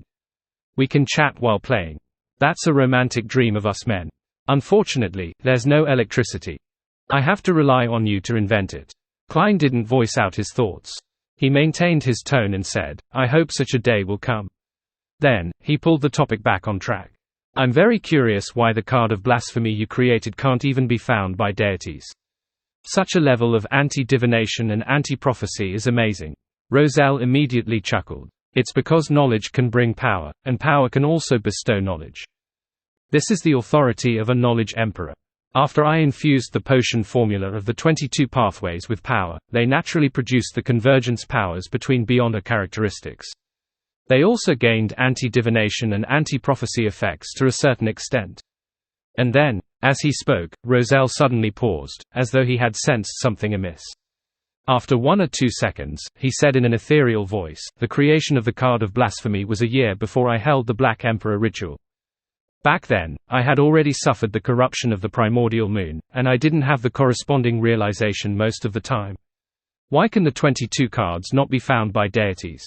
Upon hearing this question above the gray fog, Klein's heart tightened as he felt his scalp tingle again. Without waiting for his response from the paper figurine, Roselle's voice suddenly raised, bringing with it an indescribable fear. "Don't gather the 22 cards. Be careful of the mother card." These 2 sentences echoed in the deep interior of the Black Emperor mausoleum for a long time. Above the gray fog, Klein's pupils instantly widened as he subconsciously looked down at the long mottled table in front of him. There were 4 cards of blasphemy with different patterns on the back. At that moment, he felt a little scared and relieved. He felt as though he had been wandering about on the edge of the abyss while blindfolded, but he never fell. If he had done his best to gather all the card of blasphemy, or had obtained the mother card, with the way how he liked to put the different cards in his body to obtain the corresponding levels and special characteristics, he might have already been corrupted by the mother goddess of depravity, or be pregnant with something. However, I'm not Roselle. Even if I have the mother card, I probably wouldn't have done so. Furthermore, in order to prevent the deities from finding it, cards of blasphemy are extremely difficult to gather. It's almost impossible to gather all of them. From the looks of it, this is a casual arrangement made by the mother goddess of depravity. If anyone were to unfortunately obtain the mother card, they would become one of the latent dangers in this world. Klein retracted his gaze and continued using his stand-in paper figurine substitutes to look at Roselle Gustave, who was sitting on the black iron seat. At that moment, Roselle raised his body slightly. His voice was sometimes low and sometimes high-pitched. "Everything has godhood in them. The oldest one is still alive in everyone's bodies." Klein frowned slightly. He didn't know if the one speaking was Roselle or the crimson moon in his body. Not only did he have a certain level of understanding regarding such secrets, he had also personally experienced it before. Thus, he wasn't that horrified or panicked. He only recalled the teachings of the Aurora Order he had seen in the past. They promoted the belief that the Creator was omnipresent and existed in every living being's body. Therefore, all living beings had godhood. Once godhood reached a certain concentration, they could become an angel. And the current orthodox deities are nothing more than slightly stronger angels. To ordinary people, as long as one was able to grasp that the essence of life was a spiritual travel, and tempered one's mind, strengthen one's spirit, and find their own godhood, as well as fuse with more godhoods, one would be able to escape their mortal coils and become an angel. Back then, I felt that a cult like the Aurora Order had a complete set of mysticism and religious canon, just like the Orthodox churches, but now, I can interpret the truth underlying these words. From a certain point of view, it's true. The only problem is that after fusing with more godhoods, they might no longer be themselves. The true Creator actually placed the deepest secrets of this world into His teachings. Isn't He afraid that a believer might suddenly have an epiphany and learn of the underground corruption, eventually becoming a vessel for the oldest one's revival? This hanged man really is a little crazy. He doesn't have much rationality most of the time. Klein mumbled inwardly as he waited for Roselle to say more. 2 to 3 seconds later, Roselle, who had been in a cycle of slumber and the obtaining of new life, sat back on his iron-black throne. He panted and didn't say a word. Klein then controlled the paper figurine to say, "Which of the words that you have just said should be trusted, and which ones should I be wary of?" Roselle chortled. "Consider the answer yourself. Hey, isn't that how you seers like to speak?" He didn't wait for Klein's reply as he continued, "When I created the Pale Death Mask, I sensed something. The death of the fourth epoch might not have completely perished." He might have left a hidden trump card for being revived. It might involve the river of eternal darkness. Hey, death will definitely not die so easily. With that said, Roselle looked at Klein, who stood at the foot of the platform. Indeed, only by choosing the seer, apprentice, or marauder pathway can a transmigrator enter Sephira Castle. By the time I figured out this factor, it was already way too late. I don't know if you want to become a great old one or not, nor do I know if this requires a ritual. I can only tell you that this is definitely more dangerous than becoming a deity, countless times more dangerous. Perhaps the existence who stored us and threw us back into the real world is waiting for you there. The only suggestion I can give you is to communicate with the genie of the magic wishing lamp before you make any attempts. Genie, using the grudge between him and the celestial worthy to obtain certain assistance. Klein nodded slightly and said, okay. After hearing his answer, Roselle sighed and said with a smile, if you really can become a great old one, you can consider saving me. Only a great old one can resist a great old one. At this point, he fell silent for a moment before he slowed down his speech. If you can't completely free me from the corruption of the primordial moon after becoming a great old one, then remember to wipe my existence off the face of the world. Destroy this mausoleum, support the creation of a new Black Emperor, and prevent me from ever being revived. The light inside the mausoleum seemed to dim a little. Klein fell silent for 2 seconds before saying, I won't forget that. Roselle fell silent. After a few seconds, he laughed self-deprecatingly. Of course, before that, you should try to save me a few more times. Such a sense of humor didn't make Klein smile. Instead, it made his heart sink even more, making him unable to speak. Roselle didn't continue the topic as he recalled. My wife passed away a long time ago. The mistresses I once had definitely had their own endings. Towards them, I feel very sorry. I've never truly loved them. I only coveted their looks and the pleasure they gave me. I don't have any illegitimate children. Towards such matters, a Beyonder is quite aware of that. As for the time before I became a Beyonder, I believe those ladies definitely coveted my looks and body to enjoy such pleasures. They won't leave any trouble for themselves. My eldest son, Seal, should be dead for years. I don't know how many descendants he left behind. My second son, Bornova, would definitely be an angel now if nothing unexpected happens. I have complicated feelings for him. On the one hand, I'm very detached, disappointed, and resentful, but on the other hand, I would occasionally secretly care about him. I remember how adorable he was when he was just born. You've already met my eldest daughter, Bernadette. Isn't she beautiful? She was pretty from a young age, obedient, and smart.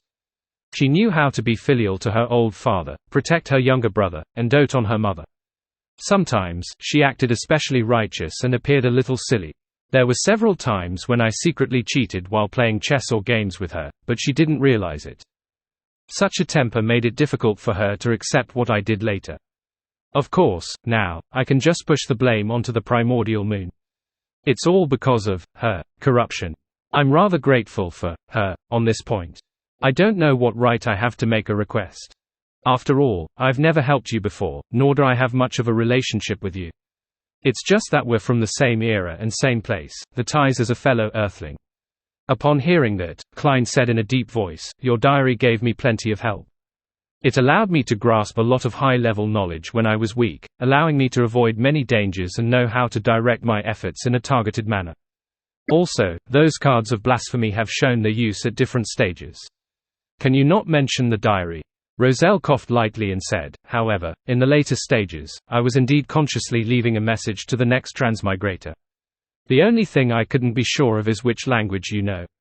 The Emperor slowly exhaled before saying, my request is to help me look after Bernadette. When she needs help, provide her some help. Although she is about to become an important figure in the mysterious world, I still can't feel at ease as a father. Without any hesitation, Klein got the paper figurine to answer directly. I'll take care of her for you. Man, why does this sound a little awkward?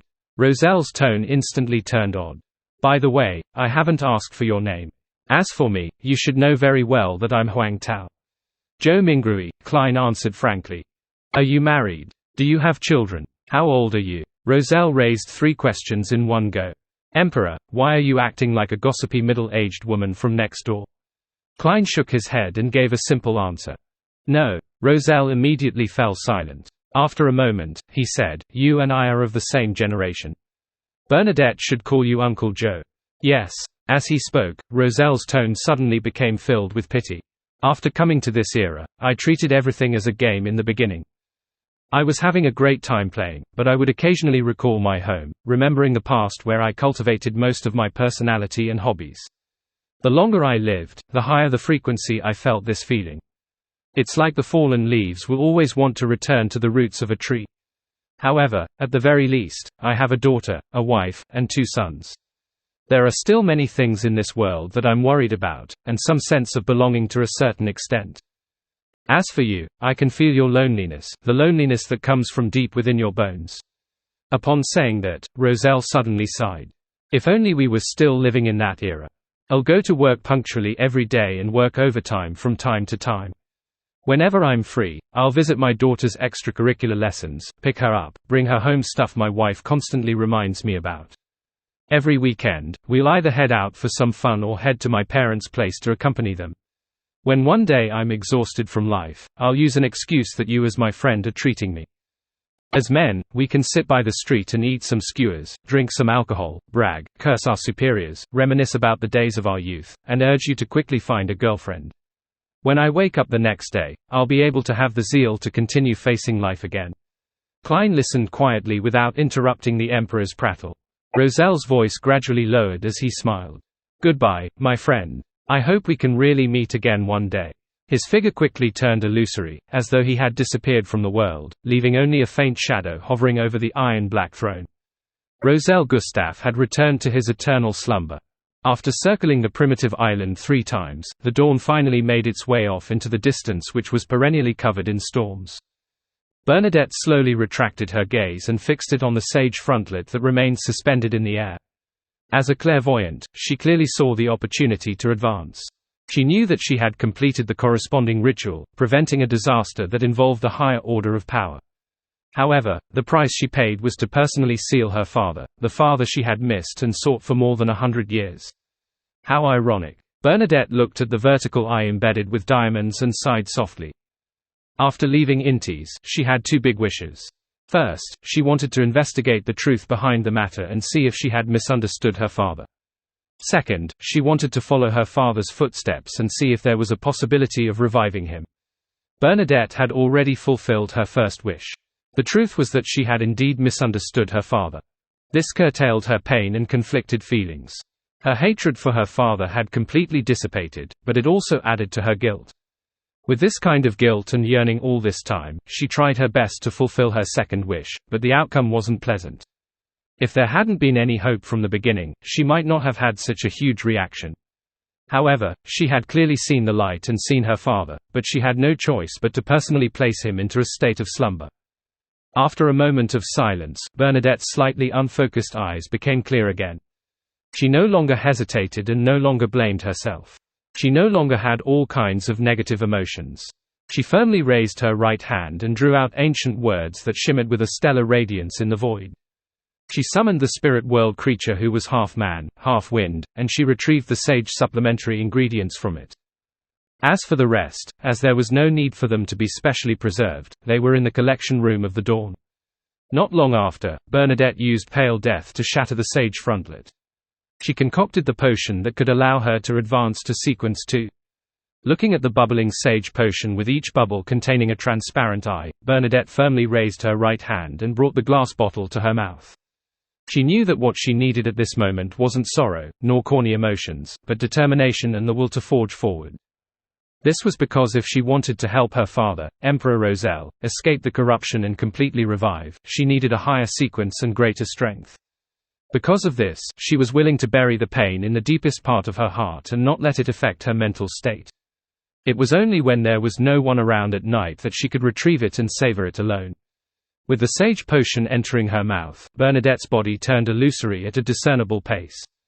She broke down into thick and complicated knowledge, changing into an existence that was a flux of information. The entire Dawn, as well as the surrounding winds, storms, lightning, seawater, and waves, all lost their sense of reality. It was as though they had been restored to the most fundamental blocks of information. For most of Sequence 3 beyonders of the Mystery Prior pathway, such a state was extremely dangerous. If one's willpower wasn't strong enough, their luck wasn't good enough, and they weren't prepared enough, the knowledge that they had transformed into would be infiltrated by all kinds of information within seconds. They would be washed away, assimilated, and thus quickly lose consciousness. They wouldn't be able to reassemble their bodies, turning into a very strange and difficult monster to deal with in mysticism. A knowledge demon. This was also known as an information creature. Bernadette had relied on the sage frontlet and had previously transformed into a flux of information on several occasions. Although it was limited to 2 to 3 seconds and didn't last too long, it was still considered experience. At that moment, she tried her best to maintain her consciousness and establish a connection with the information produced in the spirit world by preventing a high-level disaster. The information had a clear imprint belonging to her, and it involved a very high level of power. It was exceptionally solid, and couldn't be dispersed by other information for short periods of time. It helped her to stabilize her consciousness and slowly gather the dissipating flux of information around her body. During this process, Klein, who was above the gray fog, tapped the edge of the long mottled table with the help of the prayer light. He used a miracle invoker's ability of changing the probability of certain developments and actions to a certain extent, and he bestowed Bernadette with a certain amount of good luck. Time ticked by. There were several times when Bernadette wavered on the border of losing consciousness, but in the end, she managed to tide through it. She gathered all the information that belonged to her and began to reconstruct her body. At that moment, she gradually felt the concern Admiral of Stars Katlia had for her.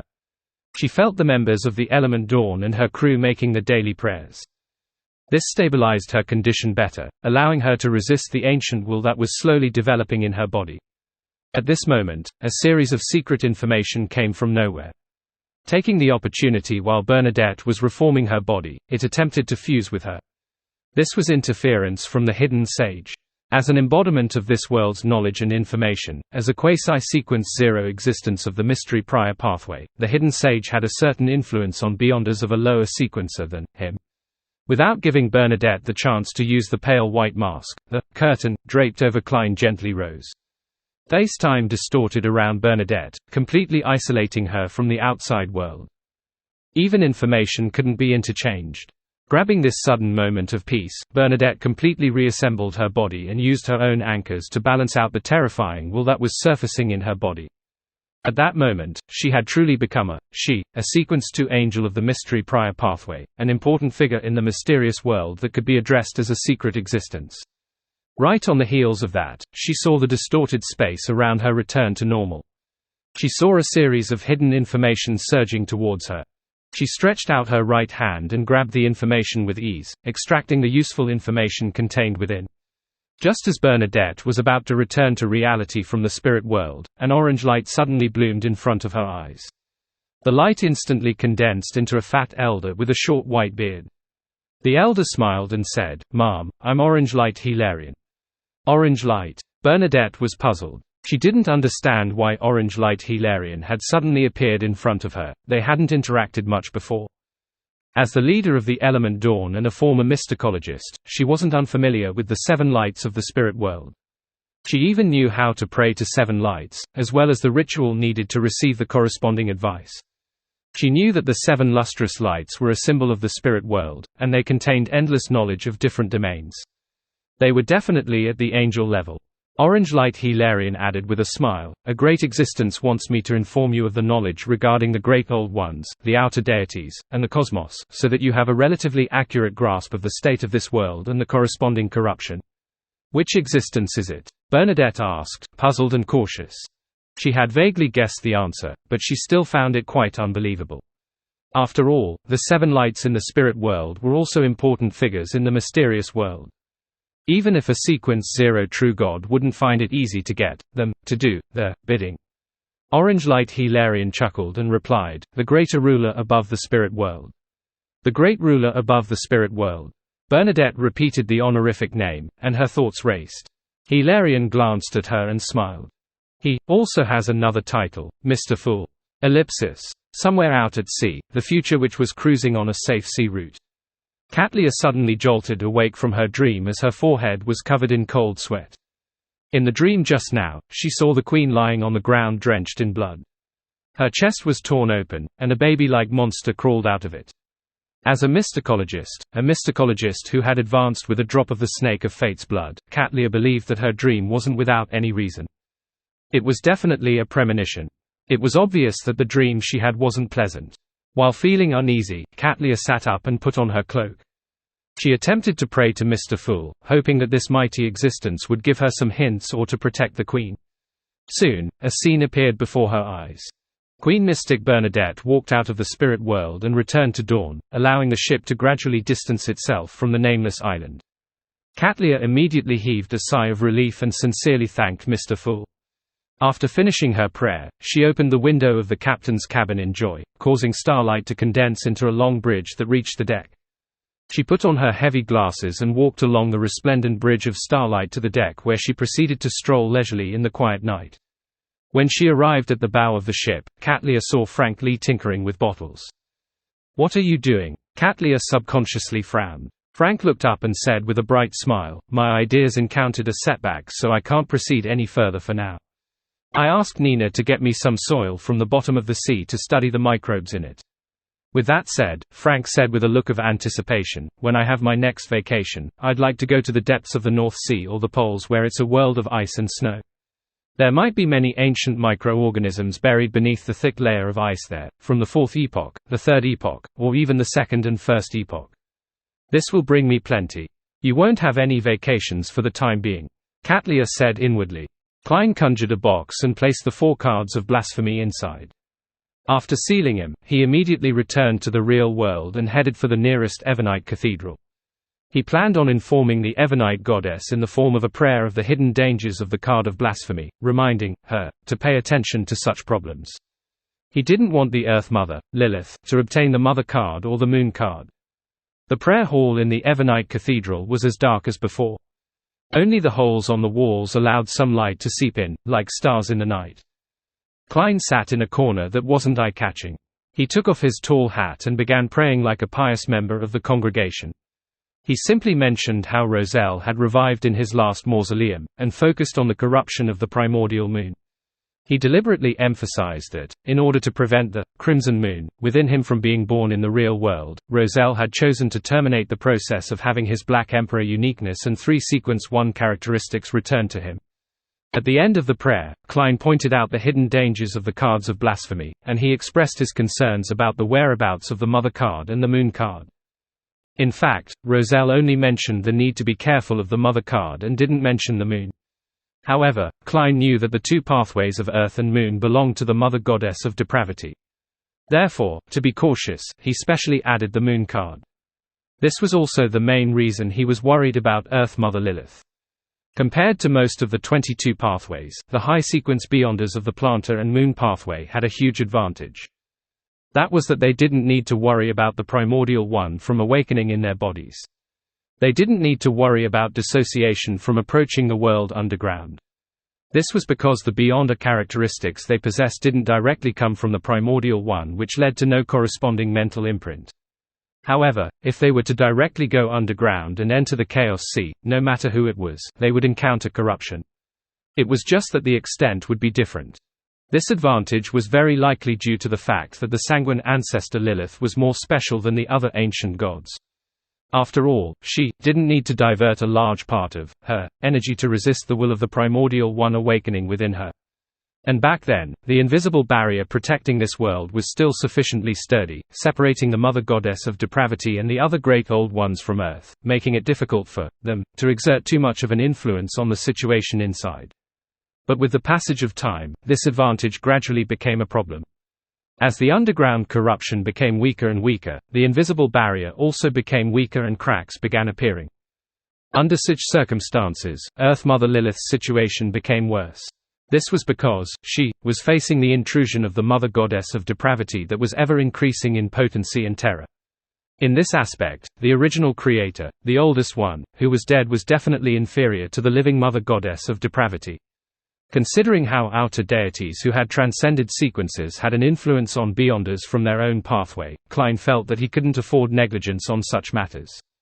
After he finished his prayer, he waited for nearly 5 minutes. After confirming that there was no response, he stood up, put on his wandering magician's tall hat, and walked out of the cathedral that belonged to the Evernite. To him, this was mainly a disclosure obligation. As for what the Evernight goddess planned to do with it, or if she would remind him of certain matters, it was beyond his control. In short, Klein could only temporarily believe that the Evernight goddess knew the relative importance of matters. Backland, at the Harvest Church south of the bridge. The top-hatted Emlyn White got off his carriage and looked at the sun covered by the clouds and mist. On the way to the entrance of the cathedral, he gently rotated the ring on his left hand, as if to flaunt his identity. The ring was semi-translucent in color, as though it was made from light red amber. There was a blood-red gem embedded on its tip, a reward Emlyn had received a long time ago, Lilith's ring. After becoming a demigod, Emlyn could suppress the effect of bloodthirst from the ring to a certain extent. Every day, he only needed to drink 3 bottles of human blood to be immune to the corresponding negative effects. Therefore, in order to showcase his special identity as the Ancestors Blessed, he began wearing this ring permanently. After entering the Harvest Church, Emlyn automatically removed his top hat. At this moment, Cosme, Ernst, and the other sanguine in Backland, who were waiting for Bishop Utreski, stood up one after another. Looking down at the aisle, they greeted softly, "Good morning, my lord." Emlyn looked ahead and nodded indiscernibly. "Is Mistral still not here yet?" "Count Mistral set up a chapel at home," Ernst simply explained. Emlyn didn't comment on this. He walked forward and casually said, "He will still have to come when Mass is held." He looked around before saying, "Where's Bishop Utreski?" "The bishop is waiting for you behind. The church's envoy has arrived." Ernst controlled his facial expression as he answered Emlyn's question politely. "The church's envoy." Emlyn rotated the light red ring on his left hand and walked to the back of the cathedral. Soon, he saw Father Utreski and the slightly curly black-haired envoy the church with a tall nose and deep eyes. "This is the Archbishop, His Grace Loretto," Father Utreski introduced the envoy to Emlyn. He stood by the window, blocking most of the light. "Good morning, Your Grace," Emlyn replied with the etiquette of the Church of Earth. Loretto smiled and spoke in rather awkward lowness. "There's no need to address me as Your Grace. Although you aren't an archbishop, you have the status of an archbishop. From today onwards, you will be a hierophant, a high-ranking deacon of the church. You will be in charge of the sanguine matters in Backland." Without giving Emlyn any time to digest this information, Loretto continued, "I came to Backland under the Holy See's orders. I'll tell you everything that needs to be taken note of within the church." "Please speak," Emlyn suppressed his glee and said politely. Loretto's expression immediately turned serious. "First of all, the most important point is that, be it the clergymen of the church or the believers of the Earth Mother, as long as you claim that you have obtained a revelation, they are individuals who have been enticed by demons, with no exceptions. If anyone reports something like this to you, or if you have obtained a revelation personally, please inform Bishop Utreski as soon as possible and report it to the church." Father Utreski didn't mention this before. This request sounds very strange, as though there's some suspicion. Emlyn frowned as he looked at Father Utreski, who was standing by the window. The bishop never said anything about taking note of such matters. Before he finished his sentence, Emlyn suddenly realized that he came off as criticizing Bishop Utreski, but he couldn't find any better explanation in his haste. Almost at the same time, he understood what was odd about what Archbishop Loretto had said. This was telling everyone that the Earth Mother you sensed isn't the real Earth Mother. This is saying that a large number of the revelations us sanguine received from the ancestor are fake. It's from demons or evil gods. The look in Emlyn's eyes sank as he tried to maintain his composure. At this moment, Loretto didn't mind and smiled. "Bishop Utreski didn't tell you because he didn't know either. Father didn't know." In that instant, Emlyn actually felt a little sympathetic towards Bishop Utreski. He felt that as a phasation, a hierophant who had changed faith in his later years, he had been ostracized by the other members of the Church of Earth. Sensing the change in his gaze, Loretto added, "That's because he's a blessed. He doesn't need to care about the temptation of demons and evil gods." Bishop Utreski nodded and said calmly, "The revelations of Earth Mother are in her Holy Bible, in those lines of teaching. Anything other than that is heresy." Emlyn was somewhat puzzled, but he couldn't think of any question. He grunted and said to Loretto, "Then what is the second point that needs paying attention?" Loretto made his expression turn serious. "If you receive a revelation, don't blindly believe it. Please immediately seek confirmation from Bishop Utreski." "Why?" Emlyn was puzzled. This was basically telling him that the only response he would receive was either from evil gods or demons. Loreto deliberated over his words and explained in detail, "In this world, there are many evil existences. They will pretend to be deities, and bewitch the clergyman in an act of enticing believers. That's because the two main pathways of the Church of Earth Mother are related to life. Therefore, the effects they receive are more severe than the other churches. From time to time, there are people who will take the wrong path and attempt forbidden life experiments, thus, slowly degenerating. In order to prevent such a development, we reorganized the Church a long time ago under the guidance of the Mother's will to establish the system of a favored and blessed. Favored and blessed. Emlyn's understanding of the Church of Earth was limited to the Holy Bible and part of the Scriptures. He was momentarily at a loss. He had never taken the initiative to ask Father Utreski about the Church of Earth Mother. Loreto glanced at Emlyn and nodded slightly. The favored are clergymen who have won the Mother's favor and are from the two pathways of Earth and Moon. The blessed refers to people who have obtained the Mother's blessing and are from other pathways. The latter is less affected by the demons and evil gods. It can help us verify the authenticity of the revelations. Under such circumstances, even if it's a decree issued by the Holy See, there has to be at least a second-in-command favored. Otherwise, it can be regarded as null and void. As he spoke, Loreto took out a document and unfolded it in front of Emlyn. Apart from what the Archbishop had just said, it included the details of him accepting the mission and appointment as an envoy. At the end of the document, there were a few names. The first was from the Holy See of the Church of Earth, Matriarch Roland, and the rest were all names that Emlyn didn't know. He barely recognized the last one to be Father Utreski. Father Utreski's handwriting is really ugly. As Emlyn mumbled to himself, he began to have a strong sense of doubt regarding the blessed and favored system. Why were the blessed less enticed by evil gods or demons? Why were they able to verify a revelation, but the favored couldn't? As his thoughts raced, Emlyn suddenly noticed a detail: the blessed aren't from the two pathways of Earth and Moon. Therefore, the problem didn't lie in the favored, but the two pathways themselves. Emlyn vaguely felt that his guess was the truth. Emlyn vaguely sensed that there might be some abnormalities in the two beyonder pathways of Earth and Moon, but he didn't ask Archbishop Loreto about it directly. He doesn't seem like he would answer. It's better to wait for the next tarot gathering to ask the world, the Hanged Man, and the others. Emlyn nodded indiscernibly, indicating that he already knew the difference between a favored and a blessed as he muttered to himself. He didn't consider seeking Mr. Fool's answer, because he felt that there was no need since the corresponding problem wasn't too important. After all, the Sanguines dukes, marquises, and counts were still alive and well, and there hadn't been any particularly negative news regarding the Church of Earth Mother. At the same time, his previous guess also made Emlyn connect these to the influence the primordial moon, an existence which was perhaps an evil god or a high-level devil in disguise, had on the moon pathway. He had once caused many sanguine who had prayed to him to lose control, turning into monsters that only knew how to mate and reproduce. Emlyn suspected that this was one of the evil existences that sent the fake visions and revelations. With no more questions from him, Loreto put away the document in his hand and thought for a moment before saying, "This is the problem that requires special attention. In addition, I hope that you can set up 3 to 5 Beyonder teams in Backland. They should mainly be members of the Sanguine." Emlyn was always law-abiding. The only crime he did was steal blood at the hospital. He subconsciously raised his question: does the Church of Evernite and the Church of Storms have any objections? Loreto said with a benevolent smile, this was a request from them. As most of the forces of the Church of Steam have withdrawn, there is a lack of official Beyonders in Lowen. Although the Church of Evernite and the Church of Storms have also recruited a group of machinery hivemind members who don't wish to leave Lowen, and the lower-ranking clergymen, they are ultimately just a minority. Furthermore, they still need to handle the purge in Fazak and the independent colonies overseas. Therefore, they hope that they can provide some help. This is quite beneficial for our proselytizing in Lowen.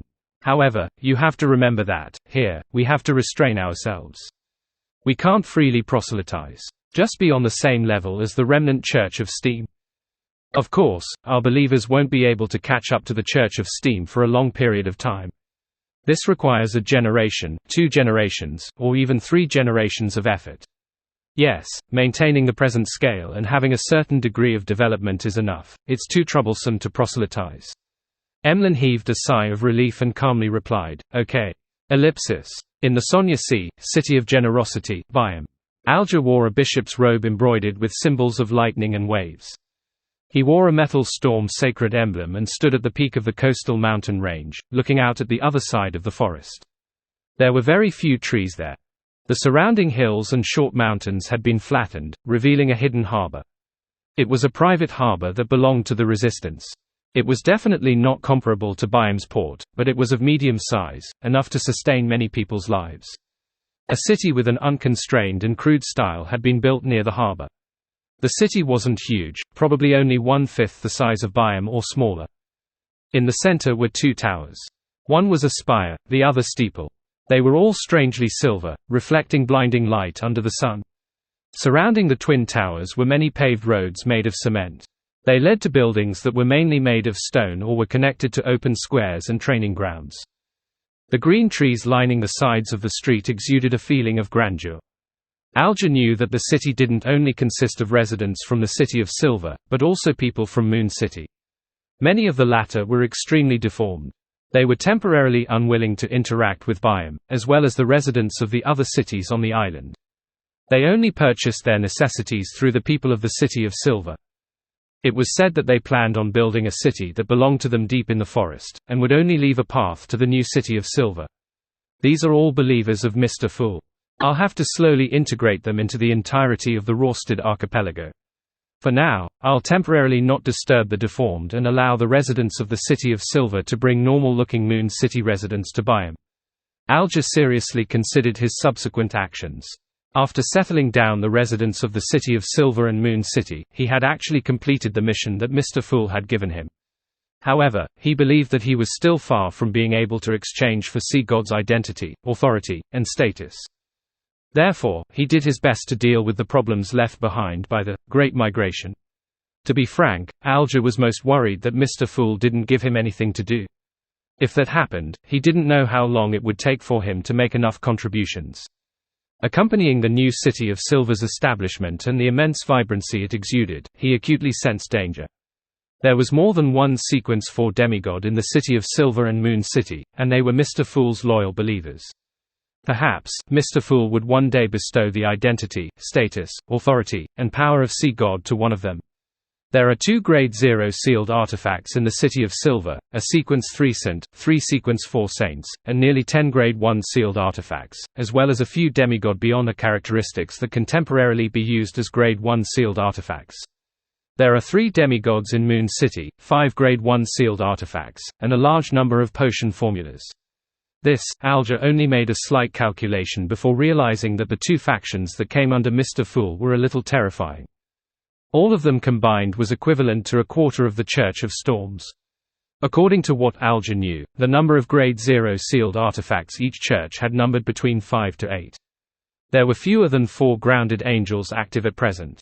In this aspect, they were indeed much stronger than the combined Moon City and City of Silver.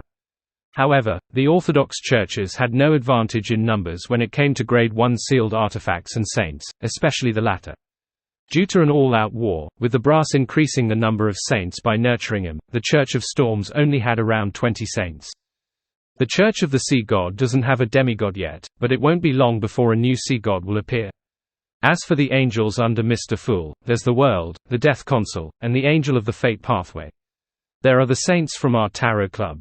The more Alger thought about it, the more alarmed he became. He realized that he was a little slow in this aspect. Perhaps it was because he couldn't extricate himself to take an objective look at things, and although he had always been amazed by such matters, he finally came to a clear realization today. Unknowingly, Mr. Fool's faction had already developed to a level that was comparable to an Orthodox church. Even if there was a certain gap, it was only due to the lack of accumulation that needed to span across years.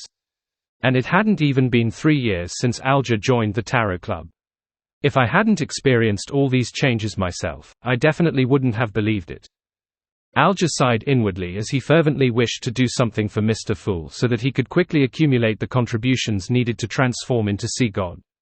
When that happened, he could truly cast his gaze towards the Book of Calamity and attempt to complete the request of the Elven Queen, Kahinem. Retracting his gaze, Alger glanced at Byam at the foot of the mountain. He saw that this city, which hadn't suffered any serious damage in the war, had once again lit up. It could also be called the most prosperous city in the Sonya Sea. At that moment, the priests, bishops, and believers of the Church of the Lord of Storms were cooperating with the new government civil servants and the Church of Sea God to build schools and hospitals to the children in the slums and the natives with no financial capacity that would provide education, medical treatment, and assistance. As Alger watched the people walking along the streets like ants and the colorful buildings that were different from the vast majority of Loan, the corners of his mouth curled up slightly before he wiped away his smile. He narrowed his eyes, unsure what he was experiencing or enjoying. At that moment, a grayish-white fog suddenly appeared in front of him. Following that, he saw the ancient palace and blurry figure in the middle of the fog. He heard Mr. Fool's words, "A mission. Monitor a man named Verdu Garcia." Along with the revelation, plenty of miscellaneous information rained down and drilled into Alger's mind, allowing him to know the exact situation of Verdu Garcia. He was a member of the Abraham family that had concealed his identity. He had recently left Desi County and had come to the Rorstad archipelago. Alger was thrilled. He bowed his head respectfully in response. "By your will." Klein knew that Verdu Garcia Abraham had left the northern continent and was heading to the Rorstad archipelago, as Dorian Gray had mentioned this when he prayed. He knew very well that the person named Verdu yearned to save Mr. Dor so that the King of Angels could return to the real world. The reason why Klein had gotten Miss Magician to inform the Abraham family of one of the rituals that helped Mr. Dor escape was because the trust between the two parties was insufficient. If he were to hide it or lie by saying that an angel needed to be hunted for the ritual, the Abraham family would definitely suspect Foz and make her continue contacting Mr. Dor and try to confirm it through other means. Once they discovered anything, Klein would lose control of the Abraham family, preventing him from nipping the problem in the bud. If it had been a few years ago, Klein wouldn't have been too worried about such problems. However, as the apocalypse approached, the infiltration of the outer deities would only increase. It was possible that a member of the Abraham family would come into contact with a corresponding item or believer and obtain the correct ritual. Therefore, Klein believed that the ritual that was extremely difficult to complete could be used to effectively gain the trust of the Abrahams, allowing them to deepen their faith in Mr. Fool and become more devout. Then, he could monitor the extreme ones among the devout and grasp their trajectories, and interfere with them in time. Mid-Seisha, Lemon City. Jasmine wrapped a scarf around her face and exited the apartment. She had heard that the annual Lemon Carnival had begun, so she wanted to visit it at the municipal square. Because of the war last year, the carnival hadn't been held. This had greatly disappointed Jasmine. After that, she suffered the greatest trauma in her life. From then on, she hid at home and didn't dare to go out. Perhaps it was because she had been confined at home for too long, one that was very cramped. Jasmine had been eager to go on the streets recently. She wanted to walk around just like she did in the past. As she turned her gaze, she saw her reflection in the large glass window by the side of the street. Her figure was pitch black without any other color. Her long dress reached her ankles, and the veil of her hat covered half of her face. From the bottom of her eyes to her neck, there was a scarf wrapped several times around her neck. Both of her hands were wearing a pair of knitted gloves. This was completely different from the cheerful and lively Jasmine in her memories. In the previous war, a cannonball had destroyed her original home and resulted in a fire. She suffered burns to the face, causing her body to be covered in wounds. If not for the fact that she was lucky enough, Jasmine would have died from the serious injuries. But even so, she felt like her life had ended from that very moment. Her nose had been burnt away, leaving only 2 black holes. There were many traces left behind by the fire on her face, neck, and hands. If she were to walk in the dark, she would pass off for a devil perfectly. Jasmine clearly remembered one thing: on the first night of moving to this apartment, she had washed up in the public bathroom before sleeping. Just as she walked out of the door, she saw a youth walk over. The youth had also seen her. Under the crimson moonlight, the youth revealed an expression of extreme horror, as if he would jump up at any moment. He turned around and ran away. Finally, he controlled himself and took a few steps to the side, not daring to look at Jasmine's face again. This pierced through Jasmine's fragile heart. From that day onwards, she never left the house again. Even if she had to wash up, she would wait until it was late at night. In this aspect, she was very grateful to her parents because they didn't say a word. They did their best to maintain their lives, relying on their original savings and the work they later found to barely support the family. They didn't need Jasmine to work outside for a salary. After walking a distance, Jasmine saw the main venue of the carnival, Lemon City Municipal Square. There was a sea of heads and all kinds of reveling emotions. The enthusiastic atmosphere made Jasmine subconsciously stop in her tracks. She didn't dare approach, afraid that someone would notice that she was dressed strangely, afraid that she might accidentally drop her scarf. After hesitating for a few seconds, she finally stopped. She found a clean spot by the street and sat down. She stared intently at the municipal square. After an unknown period of time, Jasmine sensed someone beside her. It was a young man in a long black robe and a tall hat. He was like a magician from a circus. The municipal square is over there. Jasmine wanted to remind him, but after she quivered her lips a few times, she didn't part them. She didn't dare to speak to anyone. However, the young man took the initiative to walk over. He took off his hat and bowed slightly. "Miss, do you know what this machine is for?" "Machine?" Jasmine subconsciously looked up and dazedly followed the young man's gaze. Under the street lamp, a small wardrobe-like machine was sitting there at some point in time. Its surface was a brass color with a few transparent glass, gears, and bearings embedded in it. The components were exposed, looking very crude. Jasmine retracted her gaze and shook her head, indicating that she didn't know what the machine was. At the same time, this also expressed her intention to reject conversing. "It's called a fully automatic wishing machine," the young man introduced with a smile. "It's my invention. It can automatically fulfill the wish of someone who operates it. By the way, I forgot to introduce myself. My name is Merlin Hermes, a wandering magician. Fully automatic wishing machine." Jasmine realized that she could understand every single word but failed to understand the combined name. "You can give it a try. As the first user to experience it, it's free," Klein, who had taken on the identity of Merlin Hermes, said with a smile. Jasmine shook her head, refusing the conversation. Klein didn't give up. He looked at her and said, "For example, you can make a wish to be restored with your original looks." These words were like a sharp arrow that shot into Jasmine's heart. She stood up in shock and retreated hastily in an attempt to leave. She suspected that he had already seen her current appearance. "If you don't give it a try, how do you know that your wish won't come true?" "It's free," Klein said unhurriedly as he looked past her into the background. Jasmine gradually slowed down and finally stopped. If she could be restored with her original looks, even if she had to pay a huge sum of money, she would still be willing to do so. However, she knew that the wish in her heart couldn't be granted by money. "I don't have to pay anything. It's a free try. What if it comes true?" Jasmine's thoughts were in an upheaval, and she slowly turned around as if she was being enticed by a devil.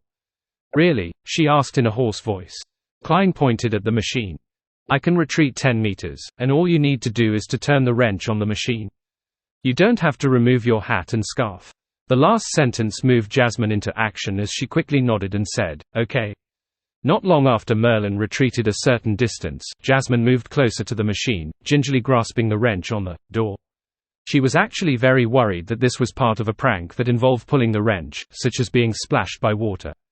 This was something that would happen every year during the carnival. She and her friends had often played such pranks on others, but compared to a wish that could be fulfilled, she felt that it was an acceptable risk. Even if it was proven that having her wish granted was impossible, it could still be treated as her experience at the carnival. "Remember to make your wish before you turn it," Klein reminded her from not too far away. Jasmine collected her thoughts and silently voiced her wish. "I want to return to my former self before the burns." With that, she turned the wrench nervously and expectantly. In the next second, the door to the fully automatic wishing machine opened. A normal wooden cane reached out and tapped Jasmine's forehead. What Jasmine didn't notice was a golden ring embedded with rubies that had appeared on her hand. When the wooden cane retracted back into the fully automatic wishing machine, the golden ring with the rubies disappeared as well. As the gears turned, Jasmine saw the machine's door slowly close. "That's it," she thought blankly.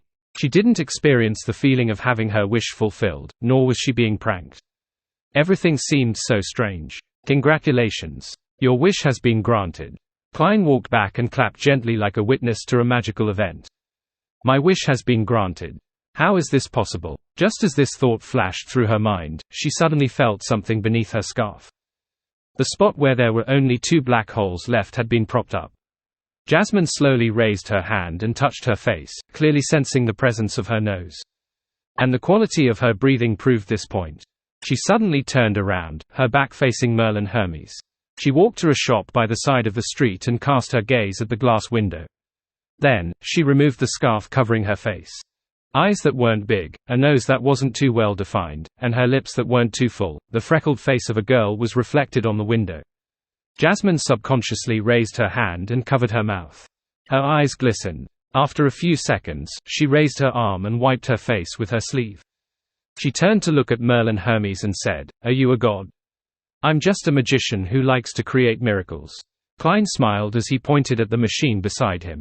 "The thing you should thank the most is that, the fully automatic wishing machine." Fully automatic, Jasmine's emotions stirred as she subconsciously repeated. Klein nodded and said, "Yes, a fully automatic wishing machine that can operate without any external help. You can understand it as a gas meter. As long as you throw in a coin, you can get a wish granted like how you obtain gas. The specific steps are very simple.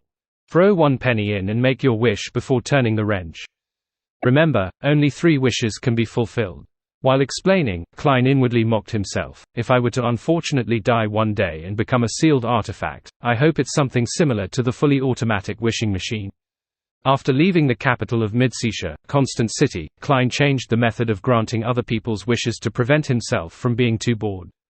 One had to learn to seek joy in mundane work. How miraculous. Jasmine couldn't find the words to describe how she felt inside. Her exhilarated emotions calmed down a little.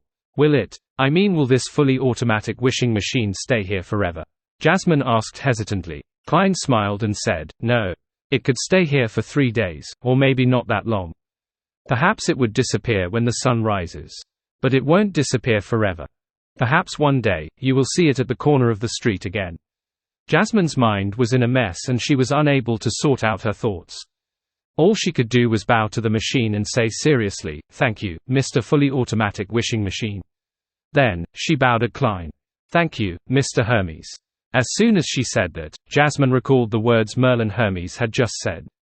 Filled with anticipation, surprise, and embarrassment, she asked, 3 wishes can be granted?" "Yes, but it won't be free in the future. You will need to pay a penny," Klein replied, unfazed by the question. Jasmine was excited, but she was still worried. What kind of price has to be paid? From her point of view, a prior free attempt didn't mean that the subsequent wishes were without a price. Klein adjusted his tall hat and smiled. "The penny you paid is the price. The corresponding change that you have to bear after achieving your wish is also the price." Jasmine nodded without completely understanding him.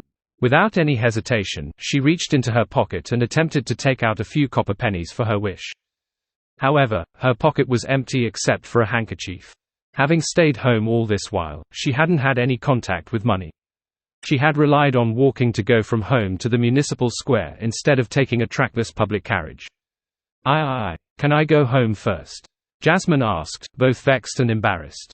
"Of course, this is your freedom, but I can't guarantee that the fully automatic wishing machine will always be waiting for you here," Klein said with the tone of a magician. "Sometimes, it's very willful." Jasmine tersely answered, thanked him, and turned around, jogging in the opposite direction of the municipal square. The more she ran, the more relaxed her body became. She found herself in her formerly healthy state before she was burnt, transforming back into a teenage girl in her prime. To her, this was a scene that would only appear in a dream. Of course, as an ordinary person, she gradually felt exhausted after running for a while. She had no choice but to slow down and begin walking slowly. The cool night breeze blew, revealing resplendent stars peeking through the clouds high up in the sky. The trees by the side of the street swayed gently and scattered the swaying shadows on the ground. All of this was so quiet and beautiful. Jasmine only felt her body and mind relax, and all her worries disappeared. This was the first time she was in such a good mood ever since she was injured. Unknowingly, a smile appeared on her face. After walking for about 5 minutes, she suddenly heard someone shout her name. "Hey, Jasmine." Jasmine turned her head and saw a familiar face. It was her former neighbor, Mrs. Hamill. "Good evening, Mrs. Hamill. I haven't seen you in a long time. Are you going to the carnival?" Jasmine, who wasn't wearing a scarf, said with a heartfelt smile. Mrs. Hamill was a woman with a head of white hair. She carefully sized up Jasmine and said, "I haven't seen you since you moved away. I heard that you were injured in the previous blast." "Yes, but I've recovered." Jasmine nodded heavily. She then asked, "How is Jolie now?" Jolie was Mrs. Hamill's eldest daughter, and was her former playmate. Mrs. Hamill's expression instantly wore a shade of gloom. The phasations did unspeakable things to her, and she ended up dying. Jasmine was taken aback, thinking back to her experience while feeling sad. A phasation soldier had rushed into her house in an attempt to do unspeakable things to her, but he only gave her a kick and left when he saw her disfigured face. Poor Jolie. Jasmine sincerely tapped her chest 4 times in a clockwise fashion, outlining the stars. It was only after she heard what had happened to her friend that she realized that she might have been relatively lucky. After bidding farewell to Mrs. Hamill, Jasmine walked back to her apartment. When she got home, she felt much better and her mood was back to normal. She started to look forward to the expression her parents would have when they saw her appearance restored. They probably wouldn't keep the pain deep in their hearts and pretend that nothing has happened. They would definitely cry with joy and hug me.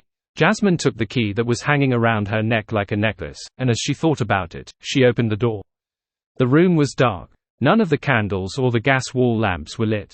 On the bed outside, light and heavy snoring could be heard from her parents, forming a contrast with the bustling municipal square. They're asleep. Yes, they've been working hard.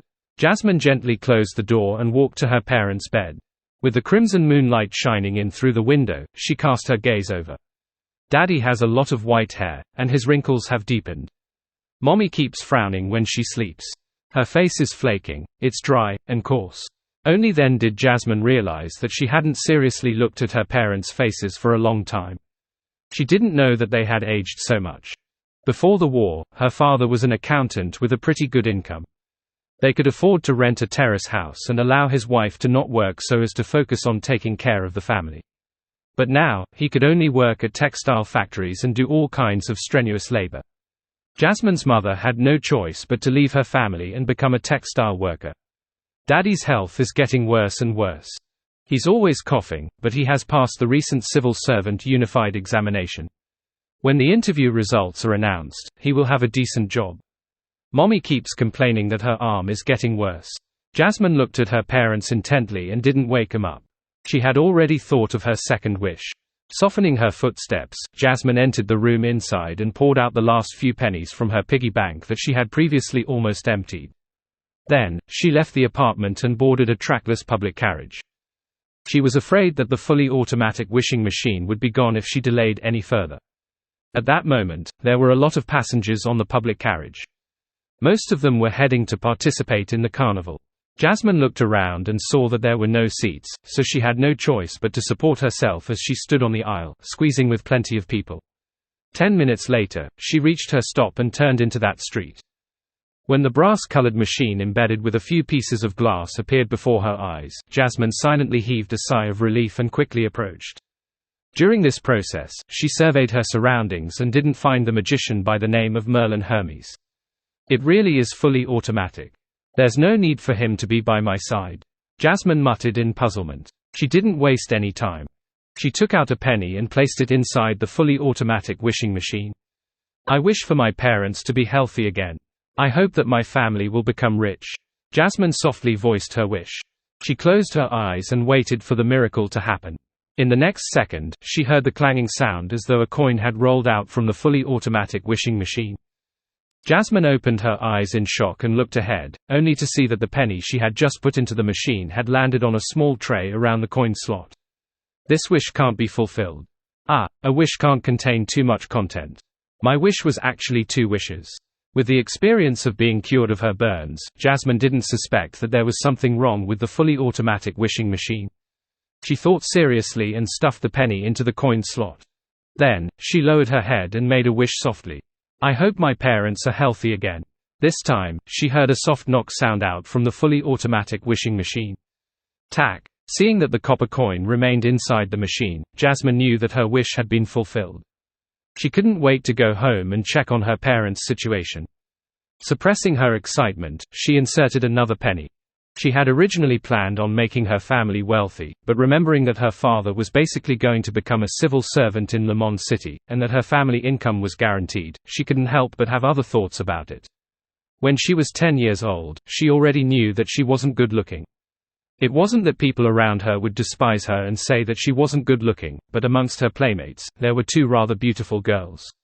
This allowed him to be accorded with greater treatment and experience the kindness of the world.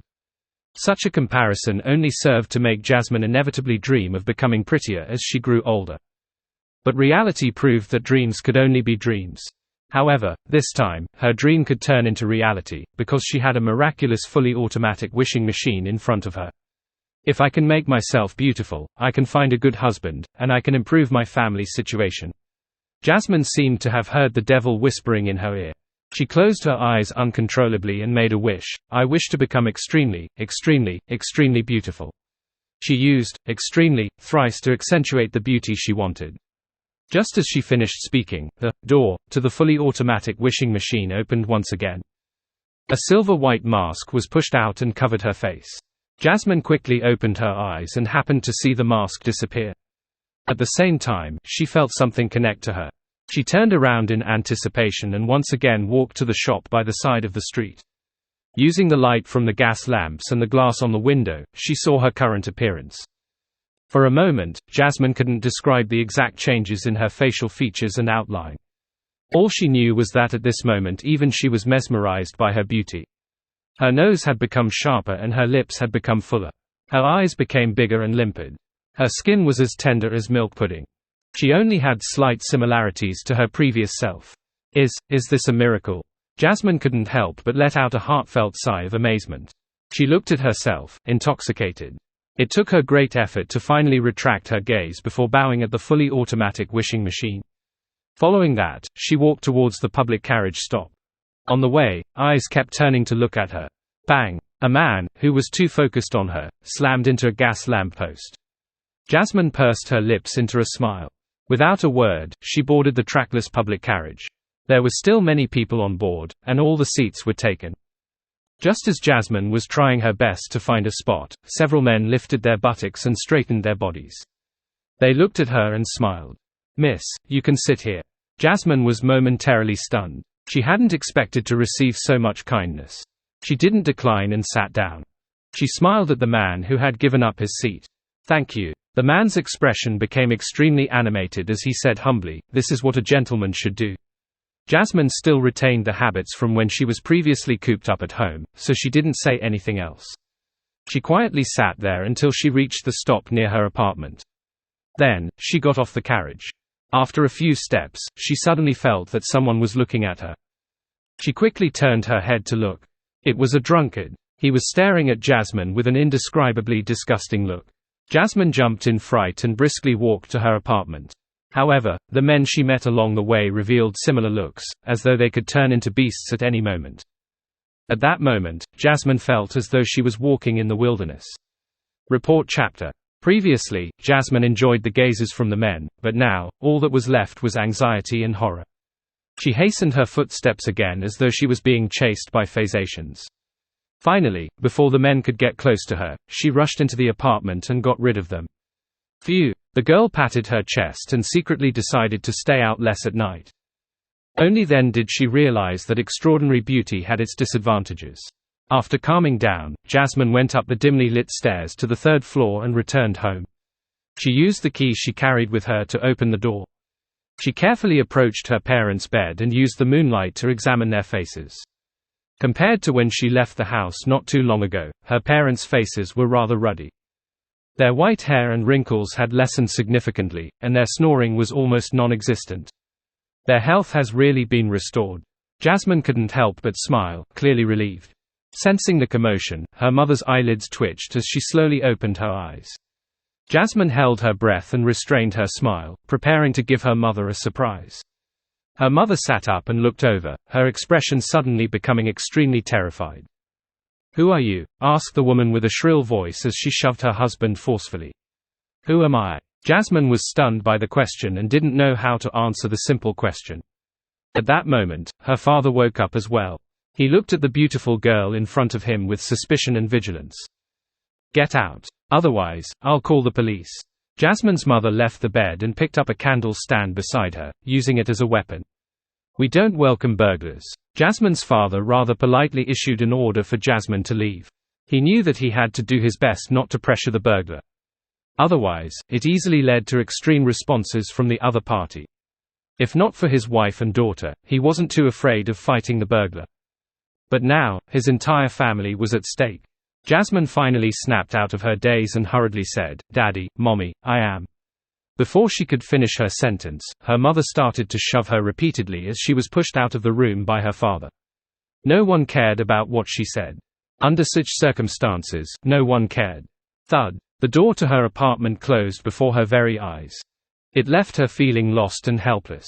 She wanted to knock on the door and use the key she carried with her to prove her identity, but at that moment, she heard her mother shout to a patrolling police officer downstairs, "There's a burglar, a burglar. Burglar. Daddy and Mommy don't recognize me anymore. Will they think that I've murdered myself? Will the police believe the fully automatic wishing machine?" Jasmine's heart tightened, and she subconsciously decided to leave the apartment first to avoid the police. She would then find her father and mother to explain to them carefully at dawn and use their common memories to convince them. Tap, tap, tap. She bowed her head and, under the watchful gazes of her neighbors, walked down the stairs and rushed out of the building. She ran all the way to a nearby alley and avoided the approaching police officer from the main street. Gasping for air, Jasmine stopped in her tracks. Tears uncontrollably rolled down her face and fell to the ground. Suddenly, a hand reached over and covered her mouth, dragging her to a secluded corner of the alley. "How much?" "I'll pay however much it costs." A voice filled with drunkenness rang in Jasmine's ears. It was as if he had mistaken her for a prostitute and could no longer resist her allure. Jasmine tried her best to struggle, alarmed, afraid, and desperate. Just as she was about to break down, the drunkard released his hand. "Miss, are you all right?" A hoarse male voice sounded. Jasmine dashed away from the drunkard before turning around to see a police officer in a black and white checkered uniform. He. As Jasmine spoke, she began to cry. The policeman looked at her sympathetically and said, "We will take legal action on him. However, miss, you'll need to return to the police station with me to record your statement." Jasmine was in a state of extreme panic and extreme helplessness. She subconsciously nodded. Not long after, she sat in the police station's testimony room nearby. Facing her was the same police officer and his colleague. The policeman deliberated over his words and asked, "So you're telling me, he didn't ask you if you were a prostitute, and you didn't do anything that might come off as soliciting customers?" He was worried that his words would hurt the beautiful girl in front of him. Jasmine held a coffee cup and lowered her head to take a sip. "Yes, I just reached the alley."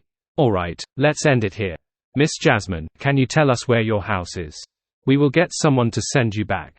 Another policeman tried to get in her good books. Recalling his parents' reaction and the disgusting gazes, Jasmine couldn't help but shudder. She said in tears, "I had a quarrel with my parents and can't return home for the time being. Perhaps you can take me to the nearest hotel." At this point, she remembered that she was only left with a few pence. There was no way she could stay in a good hotel, and the cheap motels were practically dangerous to her. The first policeman was taken aback. "Okay." On the way to the nearest hotel, the policeman hesitated several times before finally saying, if you plan on becoming a street girl, you can come to me. There's no need for you to go through that much effort." Upon hearing this, Jasmine felt on the brink of mental collapse. It was just different from when she first saw her face after the fire.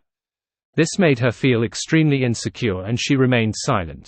Fortunately, the police officer didn't force her and sent her to the entrance of the nearest hotel. "There's no need to go in with me. I'll go by myself." Jasmine rejected the policeman's suggestion of sending her to her room. After the police officer left, she quickly walked out of the hotel without completing the check-in procedures. She wanted to go to the municipal square, to the place where the fully automatic wishing machine was to cancel her previous wish. Such beauty was terrifying. After taking a few steps, Jasmine removed the scarf around her shoulders and wrapped it around her face in layers, just like how she left her home that very night. Back then, there were still burned scars on her face. Her missing nose and damaged lips made her look like a devil. When she arrived at the municipal square on a trackless carriage, she entered the street once again and saw the brass fully automatic wishing machine. Jasmine's heart immediately calmed down. She quickened her pace and arrived in front of the machine. Then, she was at a loss. She didn't know how to cancel her last wish. Your first wish was a free trial, and it wasn't counted in the 3 wishes. So you have one more wish. Jasmine suddenly heard Mr. Merlin Hermes's voice. She turned her head and saw that across the street, under the dim yellow light of the street lamp, the magician wearing a tall hat was looking calmly at her. Good, good. Jasmine hurriedly took out a copper penny and inserted it into the fully automatic wishing machine. I hope my previous wish is cancelled, she said with her eyes closed as she gripped the wrench and spun it. Tack. She heard the dull thud once again. When she opened her eyes, she rushed to a nearby shop. She stopped in front of the glass window and removed the scarf wrapped around her face. She saw herself again. She was no longer a pretty girl. Jasmine instantly relaxed, and instinctively turned her head to look at the fully automatic wishing machine, but found that it had disappeared along with Mr. Merlin Hermes. Praise the lady. Thank you, Mr. Hermes. Jasmine sincerely tapped her chest 4 times in a clockwise manner. She used her last copper penny to head home on a trackless public carriage. Along the way, no one gave up their seats to her. When her figure vanished from the street, Klein appeared again, holding a silver mirror with ancient patterns.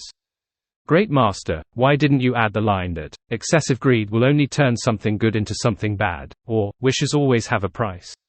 This will make the whole matter seem even more philosophical. It will be elevated into a fable.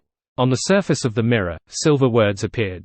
Klein smiled and said, the biggest problem was that I couldn't use normal methods to satisfy her. Extremely, extremely, extremely beautiful wish. Lie can only adjust her looks to a certain extent. Therefore, I had no choice but to use one of the effects of a sealed artifact that originated from a demoness to graft it onto her. That resulted in her stunning beauty and terrifying charm. This made the surrounding men unable to resist her. The sealed artifact belonged to Zio, a relic of demoness Charmaine. Due to a problem with Zio's storage abilities, Charmaine's beyond a characteristic fused with the box containing it, becoming a sealed artifact with shockingly negative effects. This caused Zio's younger brother to look at the box strangely. In order to resolve this problem, Zio made a wish for Mr. Fool to seal the item for her. After saying that casually, Klein looked at the magic mirror. Rhodes, are you consoling me? No, the main problem was that she's too greedy. If she only wanted to become beautiful and didn't add so many extremities to the wish, then the result would have been pretty good. On the surface of the mirror, silver words quickly appeared. Indeed. That will be within the extent that can be achieved by Lie. Klein nodded and said to Rhodes, Lie's adjustments can indeed be permanent, but it's a structure that is ultimately different from the original muscles, skin, and bone structure. After more than a decade, when she's gradually showing signs of age, the adjustments and the differences will slowly magnify, making her face appear rather strange and stiff. That can only be fixed periodically by becoming a faceless. Having said that, Klein smiled and shook his head. A lie is ultimately a lie. Then, he walked towards the other end of the street and continued, besides, even if she really becomes beautiful, it's still uncertain whether she will lead a better life in the future. It's true that beauty allows her to obtain a lot of resources and allow her to marry a prince.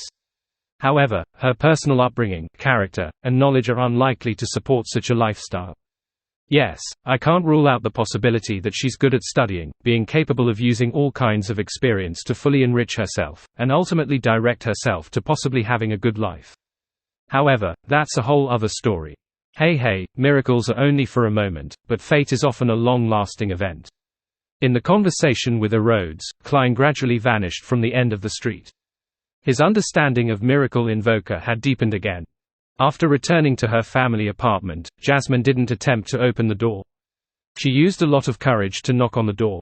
The door opened and her mother appeared in front of her. Oh, you're finally back. Her mother first heaved a sigh of relief, then asked in an abnormally horrified manner, why your face? Jasmine forced a smile and said, I've been cured, by a Mr. who's good at creating miracles. Mr. Fully Automatic Wishing Machine.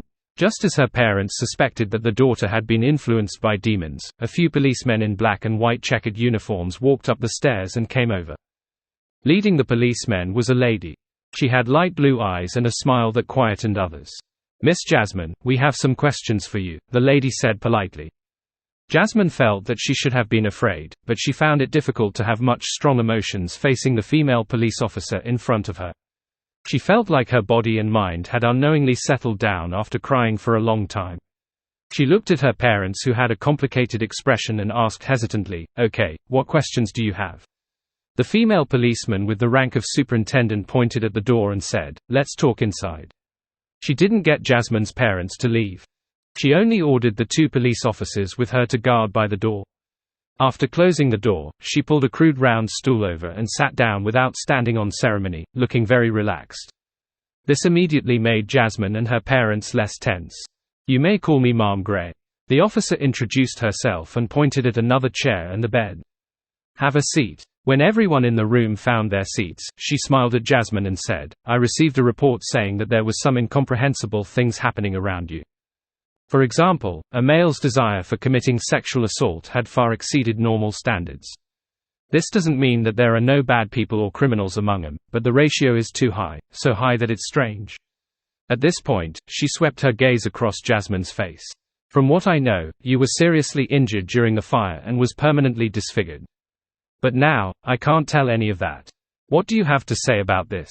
Jasmine's heart tensed up again. She didn't dare hide anything and said in a panic, "I went out tonight to the municipal square to attend the carnival. While I was passing by a particular street, I encountered a wandering magician who called himself Merlin Hermes. He said that he had invented a machine called the fully automatic wishing machine. All I had to do was insert a penny, softly state my wish, and turn the wrench, then my wish would be granted. He said that I was the first user, so I could experience it for free once. Then, I was restored to my original state, having all my injuries healed. Officer, that's what happened. You must believe me." With that, she glanced at Mrs. Gray and her assistant before looking at her parents, trying to get their approval. However, her parents clearly said, "How is this possible? How can there be a machine that can automatically grant the wishes of others? How can there be something as good as granting a wish cost only a penny? Besides, the first user experienced it for free." Gray and her assistant didn't show any obvious expressions, making Jasmine unsure if they believed her or not. "Continue." Seeing her pause, Gray nodded encouragingly. Jasmine hurriedly mentioned how she returned home to get some coins before recounting in full how she wished for her parents to regain their health and how she wanted to become beautiful. Finally, she said, "I was indeed very beautiful. Even I couldn't move my eyes away. This made me experience a lot of kindness, but later on, the surrounding men started to frighten me. In addition, Daddy and Mommy didn't recognize me and chased me out of the house. I was scared, very scared. I returned to the machine and made a third wish. Yes, that Mr. Merlin Hermes said that the first wish was free, and wasn't part of the 3 wishes. In short, I returned to my original appearance and met you." Upon hearing these words, Jasmine's parents instantly thought of the beautiful burglar from before. Then, they realized that their bodies were indeed much healthier than before. Their vision had recovered and their arms had sufficient strength. Everything seemed different. They began to believe Jasmine's description, but they felt even more terrified. It was as if they had encountered a demon, exactly the same as those stories in folklore. Gray nodded gently. "I've seen many matters that are beyond your imagination, but this is the first time I've heard of something like a fully automatic wishing machine. Compared to a wishing lamp or wishing pool in folklore, this is too modern." After a pause, her expression turned serious. "As an experienced law enforcer, I'll give you 3 suggestions. First, don't believe in such things again from now on. Under most circumstances, the easy granting of wishes brings about a huge disaster. There's nothing wrong with describing it as the temptation of demons." Jasmine nodded heavily, indicating that she wouldn't dare to do it again. That final experience still left her feeling afraid. Secondly, go to the cathedral as soon as possible and repent to the bishop. Get him to purify you. Gray looked around and said, "Your entire family must go." Seeing that Jasmine and her parents were about to say that they already had this in mind, Gray turned to Jasmine. "My department still lacks some staff. You can consider joining us. This way, I can monitor your situation at any time and deal with any abnormalities in time. As for the salary, trust me, it's about the same as a civil servant. The salary is about the same as a civil servant's. I can be protected. There's something that nice." Jasmine asked in disbelief, "What department is it?" Gray smiled and said, "I'll give you an address.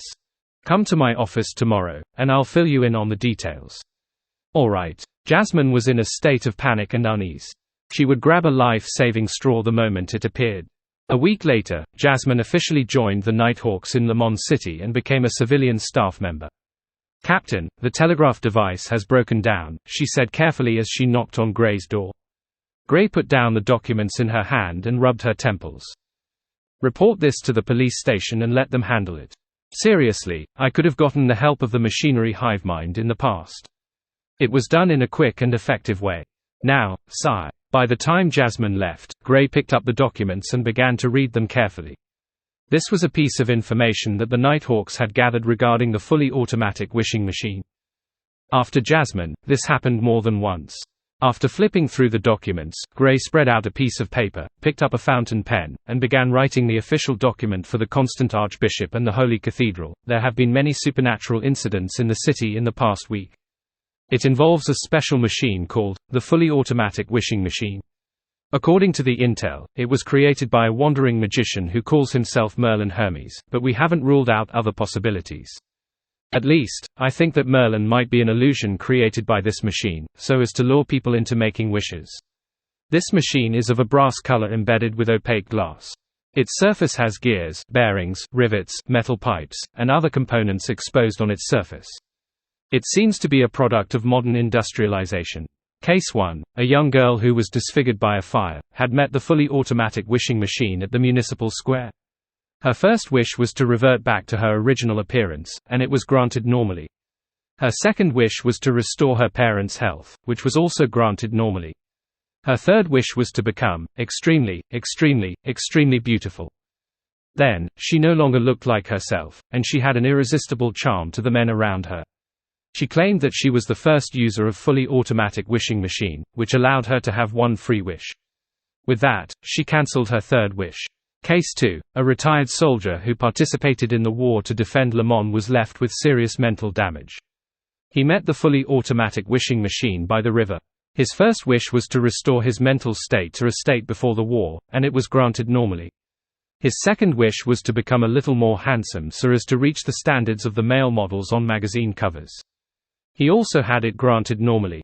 His third wish was to obtain £100,000 and become a tycoon. Then, he caught the fancy of the owner of the Le Mans United Steel Company who wished to marry him, a lady with a wealth of nearly £200,000.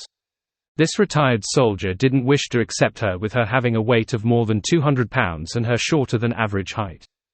Furthermore, she's a violent middle-aged woman. He prepared to leave Le Mans and head south. If there comes a day when he doesn't want to work hard anymore, he can easily obtain the rights to a wealth of £100,000. In a sense, his wish was granted, but he's unwilling to accept it.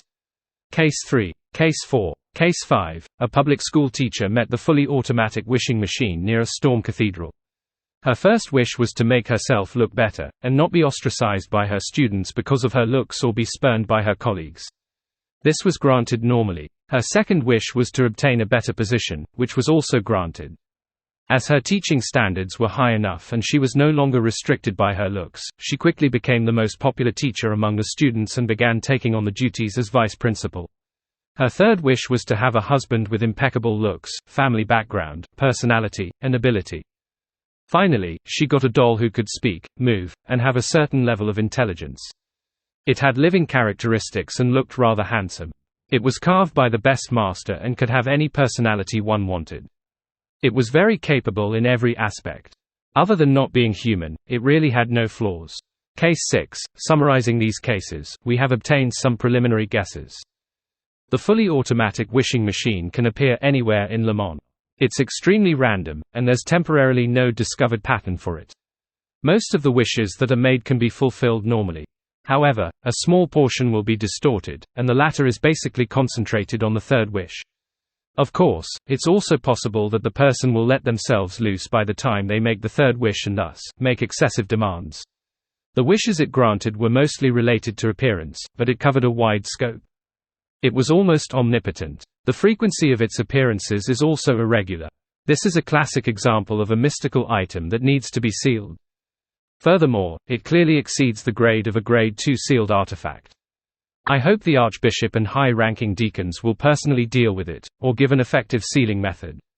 On the steam locomotive out of Le Mans, Klein observed his digestion of the Miracle Invoker potion.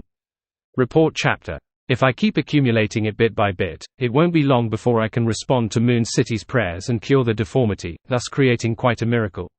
In addition, I've also concluded the acting principles of a Miracle Invoker. It's only a matter of time before I digest it if I follow them. I might even finish within the year. Klein retracted his gaze from outside the window, raised his left arm, and controlled the monster puppet on his hand to entertain a child across him. This made him look more like a wandering magician. If he was willing, he could even use life's cane or the grafting ability to imbue this sock puppet with living characteristics. While entertaining the child, Klein's thoughts scattered as he considered where the marionette city needed to be built for the advancement ritual. A marionette city needs sufficient interaction to develop a corresponding region in the spirit world.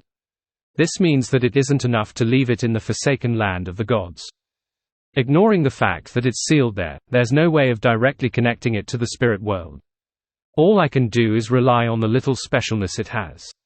Even if there's no problem with it, it's difficult to create any interactivity with a place that lacks intelligent life. If it's placed in the northern and southern continent or the sea colonies, I have to be careful. Before the ritual is about to succeed, I definitely can't expose the fact that it's a marionette city. Otherwise, it will be affected, damaged, or even attacked by Zaratul, Aemon, and my other enemies. Yes, I have to give a sufficiently good reason for a marionette city to appear. Then, there won't be any abnormalities with the interaction between the traveling merchants and the surrounding humans. I have to make every marionette a living person. They have their past, present, and future. They follow their own trajectories of fate. This means that a marionette city is extremely complicated. I need to split out many worms of spirit to deal with it. This also has the risk of losing control by doing so. If they are husband and wife, they should act like husband and wife. When faced with something they are fond of, they should show joy. Perverts should be hated. This way, foreigners might hear embarrassing sounds while staying in the marionette city. I'm still just an innocent child. This is a large-scale reality show, or rather, a high-end version of Playing House. It has to be able to deceive the audience. As Klein lampooned inwardly, he silently counted if he had enough marionettes. Previously, he had gone to the forsaken land of the gods several times and converted a large number of them. There were all kinds of monsters that might not have Beyonder characteristics. He also consciously controlled batches of rats, cockroaches, mosquitoes, and flies, hoping to make a more uncommon side of the city real enough. I'm barely able to support a small city, so just a few more visits to the forsaken land of the gods would do. Just as this thought flashed through Klein's mind, a scene suddenly appeared in front of him. At the top of the giant king's court, which was bathed in the light of dusk, the open door slowly and heavily closed. This was like a pair of invisible hands closing the entrance to the forsaken land of the gods. Klein's eyes darkened as he vaguely guessed that this scene meant that the true creator was about to seal off the forsaken land of the gods again. This was the prophetic power that came from his angel-level spiritual intuition and premonition for danger. It was about to happen a few minutes or a few seconds later. Did the true creator capture Aemon? Or has he already given up? He, once again, sealed off the forsaken land of the gods. Does he not want others to enter again? Isn't this too petty? Klein mumbled inwardly, feeling a little disappointed. Of course, he barely had enough marionettes. Even if he lacked them, he could make up for it at sea. Backland, Empress Borough. Audrey had just changed her clothes and sent away her maidservants. Just as she was about to leave, she saw Susie walk in. What's the matter? You should be out on your stroll at this time. As an experienced spectator, Audrey immediately sensed that something was amiss. During this period of time, she had been busy making use of the influence she had in a few foundations to help the workers, farmers, and injured veterans with their hardships. She had allowed them to wait for a new job opportunity or for their plantation's production in a new season. She had a lot less interaction with Susie than usual. At the same time, Audrey was secretly guiding the workers of lower socioeconomic status from the various unions in Backland to gather their strength together. Her previous experiences made her understand that counting on the kindness of the upper class wasn't reliable or long-lasting. A single person appeared puny and powerless in the face of the government, nobles, and powerful merchants. Only by summoning the combined strength of a large number of civilians could a balance be formed. The Lowen Kingdom had unions in different industries a long time ago, but the upper echelons of these associations were easily bribed. Instead, they became effective weapons against ordinary workers. Susie glanced at Audrey with a rather normal expression, but her mouth seemed to be out of control. It vibrated the air and let out a deep male voice. Miss Audrey, I'm the president of the Psychology Alchemists, Eric Drake. I wish to meet you and discuss with you about becoming a counselor of the Psychology Alchemists. I'm at the nearby park." Having said that, Susie heaved a long sigh of relief and regained her original voice. "Audrey, there's a strange guy looking for you." I can't remember what he looks like."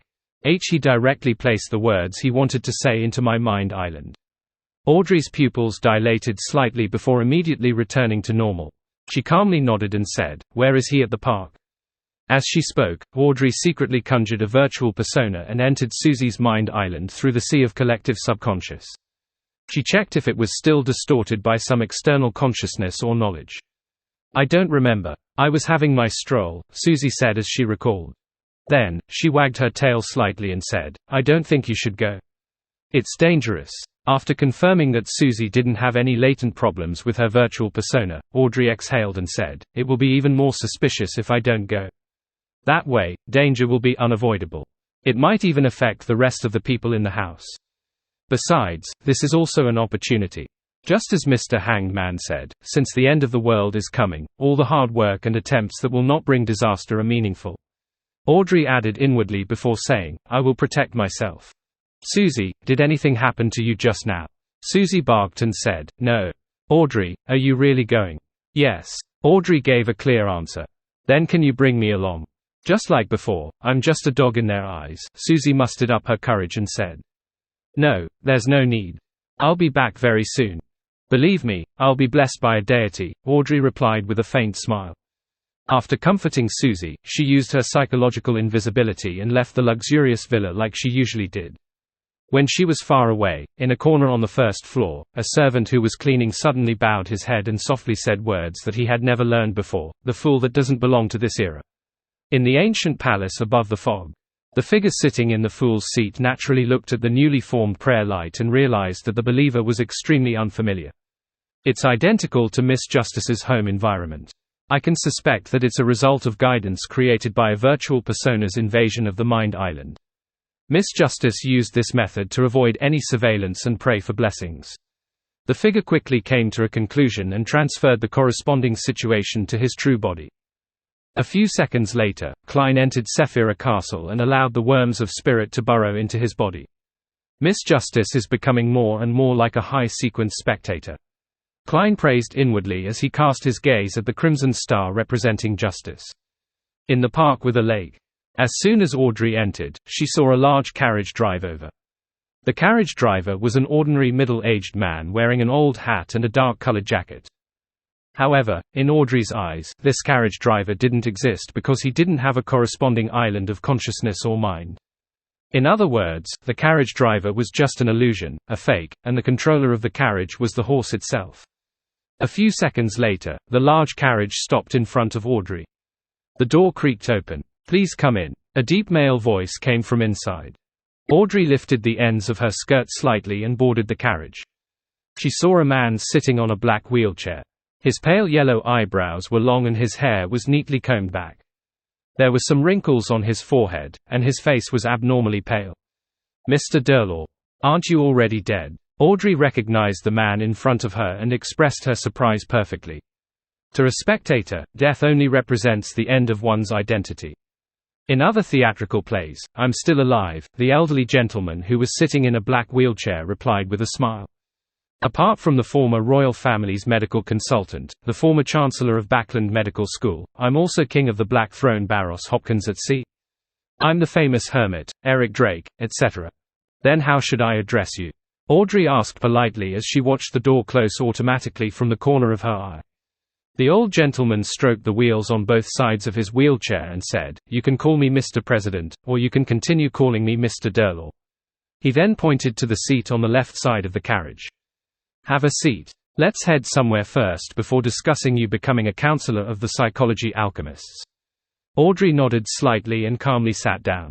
Without hiding anything, she cast her gaze out of the window and was surprised to find that in the blink of an eye, the park had turned into an unfamiliar city, one that was shrouded in darkness. The city was filled with extremely mysterious and beautiful buildings that gave off a dark feeling.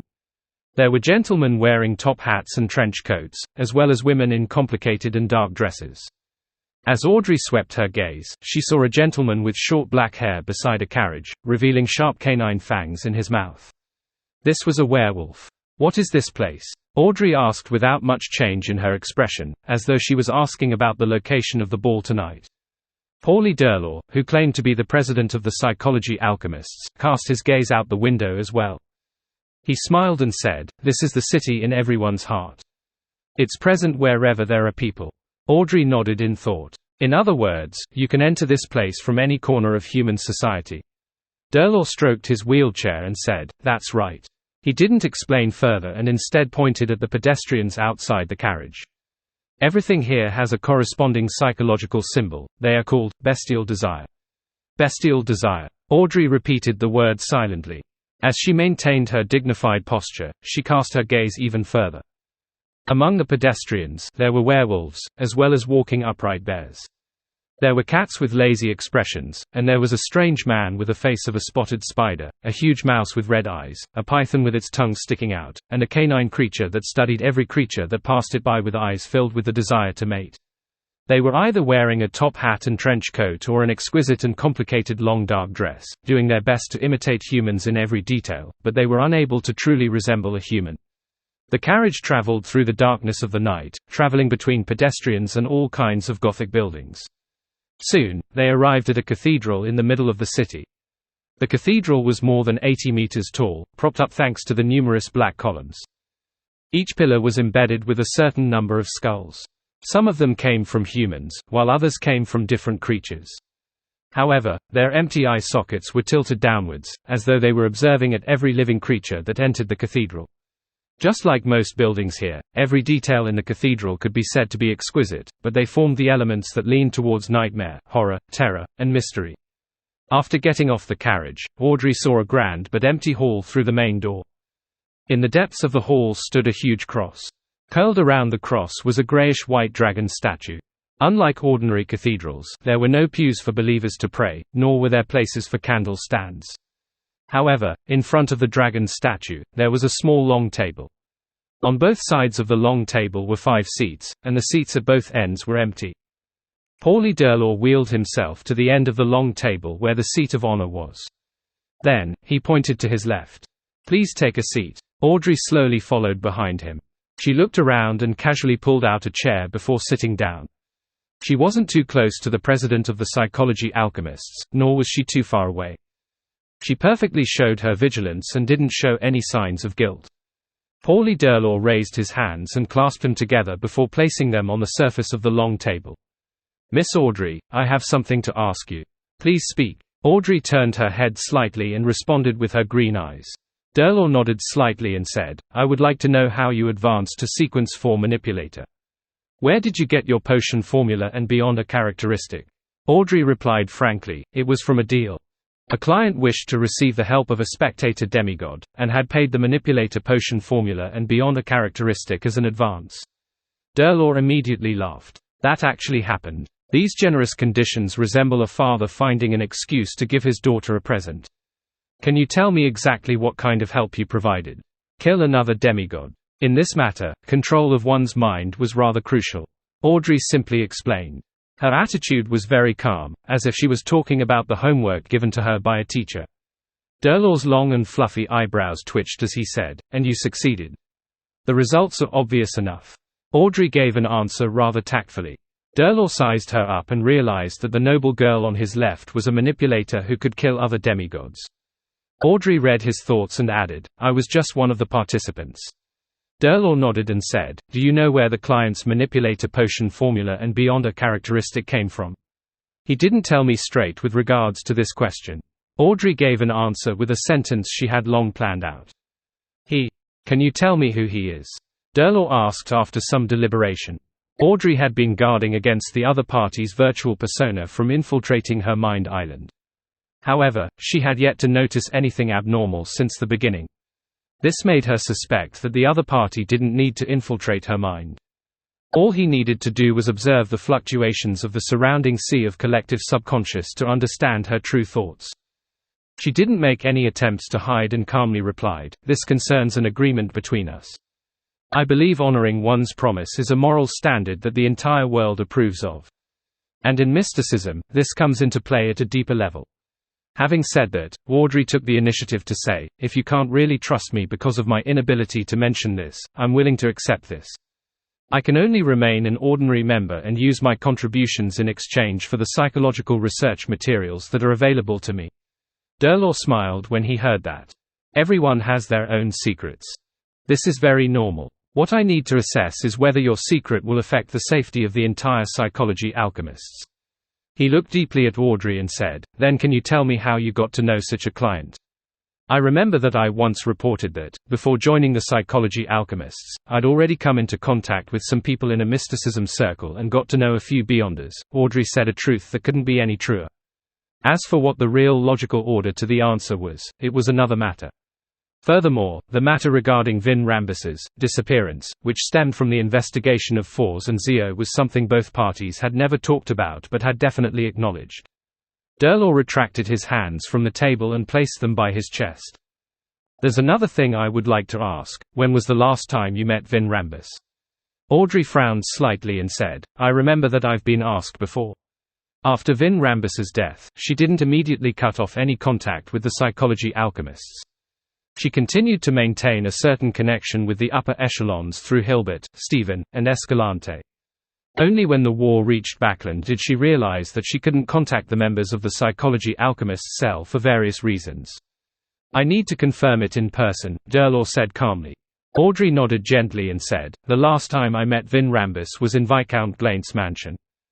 At that time, I hypnotized my two Beyonder friends I knew, as per his instructions, and asked them why they were investigating Viscount Stratford and who the mastermind behind this was. At that time, Councillor Vin Rambus was nearby, ensuring that nothing went wrong with the hypnotism. After he received the answer, he quickly left. After that day, I never saw him again. As she answered, Audrey was still guarding against the invasion of her mind island. However, it was calm there, and nothing happened. This didn't make Audrey feel relaxed. Instead, she became even more wary. She didn't even dare to think about anything related to Mr. Fool and the World Gairman Sparrow. She was only certain of one thing: as long as she was exposed to danger, Mr. Fool would definitely provide her with protection. It's identical to your previous answer. Durlaw nodded slowly.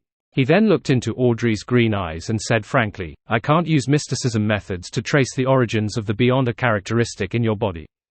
This means that the person who provided it has an unimaginable existence behind him. Audrey nodded slightly but forcefully, expressing that she agreed with his assessment. I can't force you to not cooperate with other Beyonders or make deals. It's unrealistic. I just hope that you can promise not to reveal anything about the Psychology Alchemists to anyone. At the very least, when you wish to entrust certain missions to others, you have to package them and hide the secrets, Durlaw said calmly as he retracted his gaze. Audrey replied without hesitation, I promise not to tell any living creature that isn't qualified to know about matters regarding the Psychology Alchemists. She took the initiative to amplify the concept all the way to that of a living being to make up for any loopholes in her promise. As soon as she finished speaking, she felt her thoughts surface from her mind island. These thoughts intertwined, turning into an illusory net that seeped into Audrey's mind island, turning into her subconscious. As this restriction net came from Audrey's spirituality, she would be incapable of removing it even if she became an angel. She would lose the intention of talking about the Psychology Alchemists when she faced non-members of the Psychology Alchemists or people who didn't qualify to know about them. And she wouldn't realize this. He didn't invade my spiritual island. Just my words alone made the promise turn something substantial. While Audrey was alarmed, her expression didn't show. Of course, she didn't completely restrain herself, as being surprised by such means was an instinctive reaction from a manipulator. Based on this point, she suspected that either there was something wrong with this city that existed in the heart, or that Durlaw, the Psychology Alchemists' president, wasn't just at the level of a saint. Seeing Audrey make her promise, Durlaw pointed at the long table in satisfaction and said, from now on, you are a counselor of the Psychology Alchemists. You can choose a persona mask as your codename. As he spoke, 7 grayish-white masks appeared on the long table. They were rather illusory and abnormally cold. 5 of them were placed in front of the corresponding seats, as though they already had a master. The remaining 2 persona masks are Wrath and Pride, Durlaw introduced. They come from the Holy Bible of the Creator from the Third Epoch. Audrey thought for a second before reaching out her hand to the mask that didn't contain any anger. "I choose pride." Durlaw looked at her and chuckled. That was the choice Vin Rambus made back then. Audrey's right hand paused for a moment before returning to normal. She picked up the mask known as pride. "A 50% chance isn't low," she replied to Paulie Durlaw simply. This was to say that picking the mask that Vin Rambus had worn before wasn't a surprising coincidence. With that said, Audrey wore the cold grey mask on her face. Almost instantly, she felt that she had an additional virtual persona that had appeared in her mind island. This didn't stem from the outside world, but rather, a magnification of what she knew to the extremes. They received very little education. They have to make the right choice under my guidance. Not everyone has enough intelligence. On the contrary, most people are very stupid. Those workers are impulsive and irrational. They are easily enticed by tiny perks and have no foresight. Only with me thinking for them, guiding them, and making decisions for them can they be saved. They are worthy of pity, but they aren't worth communicating with. These thoughts echoed in Audrey's mind, almost making her believe that this was the truth. After all, this was partial feedback she had received from her previous observation and experience. It wasn't something that had been fabricated out of thin air. With a sweep of her gaze, Audrey saw herself from the smooth surface of the long table. On the cold grey mask, her eyes moved upwards, fixing it to her forehead as though she could only see things high above without a care about anything else. It was funny, strange, and secretly horrifying. Audrey fell silent. A few seconds later, she said in a deep voice, "Is this pride?" If it wasn't for the fact that she had long escaped her misconceptions through the exchange between Mr. World, Mr. Hanged Man, and Ma'am Hermit, she might have been truly affected by pride's persona. As for what would happen after being affected, she couldn't tell. "You recovered much faster than I expected. It looks like you haven't lost yourself in the experience of manipulating others," Durlaw said approvingly. Audrey replied thoughtfully, "Mr. Vin Rambus has always appeared a little proud." Durlaw clasped his hands at his chest and said, "You could tell." "Only occasionally. Some details," Audrey replied in 2 short sentences. Durlaw sighed and shook his head with a smile. "This mask's influence on Vin Rambus was worse than I expected. Besides, he usually put on a very good disguise. Under this premise, I don't find it strange that he has gone missing. His arrogance will make it impossible for him to see the path beneath his feet. It will make him look down on beyonders who are weaker than him, and this will often bring great danger." Audrey resisted the urge to recall Vin Rambus's death, and asked in deliberation, "These 7 personalities can amplify the corresponding knowledge and emotions to help us realize our own problems, so that we can deal with them directly. At the same time, they will also bring some negative effects, and unknowingly change its wearer's personality." Durlaw nodded slightly. "In the mind domain, it's very difficult to obtain external help that's pure and without danger. One has to have enough internal strength to avoid the corresponding negative effects. You have walked the right path for you to realize this." Audrey was just about to take the opportunity to discuss some questions about the mind domain when she suddenly saw a mask on the table disappear. She subconsciously turned her head and looked at the entrance of the cathedral. She saw a figure walk in through the door. This figure was wearing a 3-piece formal wear suit, and he had a half-top hat in his hand. He wore the mask that had disappeared earlier on. The mouth on the mask was opened wide until it reached close to the ears. Its mouth remained open, as if it wanted to swallow everything that its eyes could see. "This is one of the counselors of the psychology alchemists, Mr. Gluttony." Durlaw did the introductions. Following that, the remaining counselors of the psychology alchemists arrived one after another. They were Mr. Lust, Ma'am Greed, Miss Sloth, and Mr. Envy. As a senior spectator, Audrey was the first to notice the difference in their masks. Greed was similar to a Gluttony. His mouth reached his earlobes, but it wasn't open. Furthermore, his eyes were closed. Lust was similar to Pride, but its eyes were different from ordinary people. They had sunk to the middle of their noses, as though they were looking at people from the bottom. Envy's eyes, ears, nose, and mouth were slightly slanted, and had a gloomy temperament. Sloth's eyes were tightly shut, and its mouth naturally drooped, giving off the feeling that the wearer was sleeping. Seeing all the counselors present, Durlaw smiled and said, "Let's wait for another friend. He will be the 7th counselor. Hey, 8th, I forgot to count myself." Just as he said that, a figure entered the cathedral's main door. This figure wore a shirt, vest, a black trench coat, and a half-top hat. At a glance, he was a rather fashionable gentleman. However, after some observations, Audrey realized that there was a huge rabbit under the human clothes. Its eyes were bright red and its fur was snow white. The rabbit walked inside, one step at a time, and stopped at the side of the long table. It happened to be beside Audrey. "Unfortunately, you only have one choice." Durlaw smiled as he pointed at the Roth mask on the table. The rabbit let out a male human voice. "I've always been very gentle. It's a good opportunity for me to experience Roth." As it spoke, it picked up the persona mask and wore it on its face. The mask's eyes were wide and its mouth was wide open, as though an angry roar would shout out at any moment. After Mr. Roth sat down beside Audrey, Durlaw clapped his hands and said, "I formally introduce the two counselors who will be joining our council. This is Miss Pride. This is Mr. Roth. They are both demigods and have deep attainments in the domain of the mind. In addition, Miss Pride will be in charge of the greater Backland area of the Lowen Kingdom." Upon saying that, Durlaw looked at Audrey and said, "You might not be aware, but we are rooted in the masses of psychologists, psychiatrists, and the corresponding aficionados. Our strength is mainly concentrated in large cities and not small cities and villages. Therefore, every counselor is responsible for a city and the surrounding area." Then, Durlaw continued, "Mr. Roth is in charge of the Lenberg capital, Azshara. Mr. Lust is in charge of the Intis capital, Trier. Malmgreed is in charge of the Fazak capital, St. Millem. Miss Sloth is in charge of the Finepotter capital, Finepotter city. Mr. Envy is in charge of the Intis Republic's Tbilisi city. Mr. Gluttony is in charge of the Lowen Kingdom's Constant city." After the introduction, Durlaw added, "Our psychology alchemists' mission is exploration, discovery, and research. We do not care about affecting the scope, member numbers, resources, etc. Therefore, we do not have any counselors in the Fog Sea, the Berserk Sea, the Sonya Sea, and the Southern Continent. Of course, there will often be members who go out to the sea to explore the ruins of the Southern Continent in search of ancient history. Hey, I forgot that I'm the king of the Black Throne on the Five Seas. St. Millem, Constant, Tbilisi.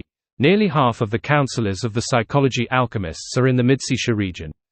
Audrey acutely sensed a problem. She came from a noble family, and had received good education since she was young. She was no stranger to the geographical location of every city in the northern continent. She knew that Fazak Street Millem, Lowen's Constant, and Intis's Tbilisi were big coastal cities of Midseashire. Although they couldn't compare to the three major cities of Backland, Trier, and Finepotter city, each of them was quite large. Furthermore, there were many medium-sized cities around them. This made the Midseashire coast become the most vibrant economic zone in the northern continent, an area with the biggest population. Under such circumstances, it wasn't too surprising that the focus of the psychology alchemists was placed on Midseashire. Audrey generally didn't think that the psychology alchemists weren't too interested in expansion.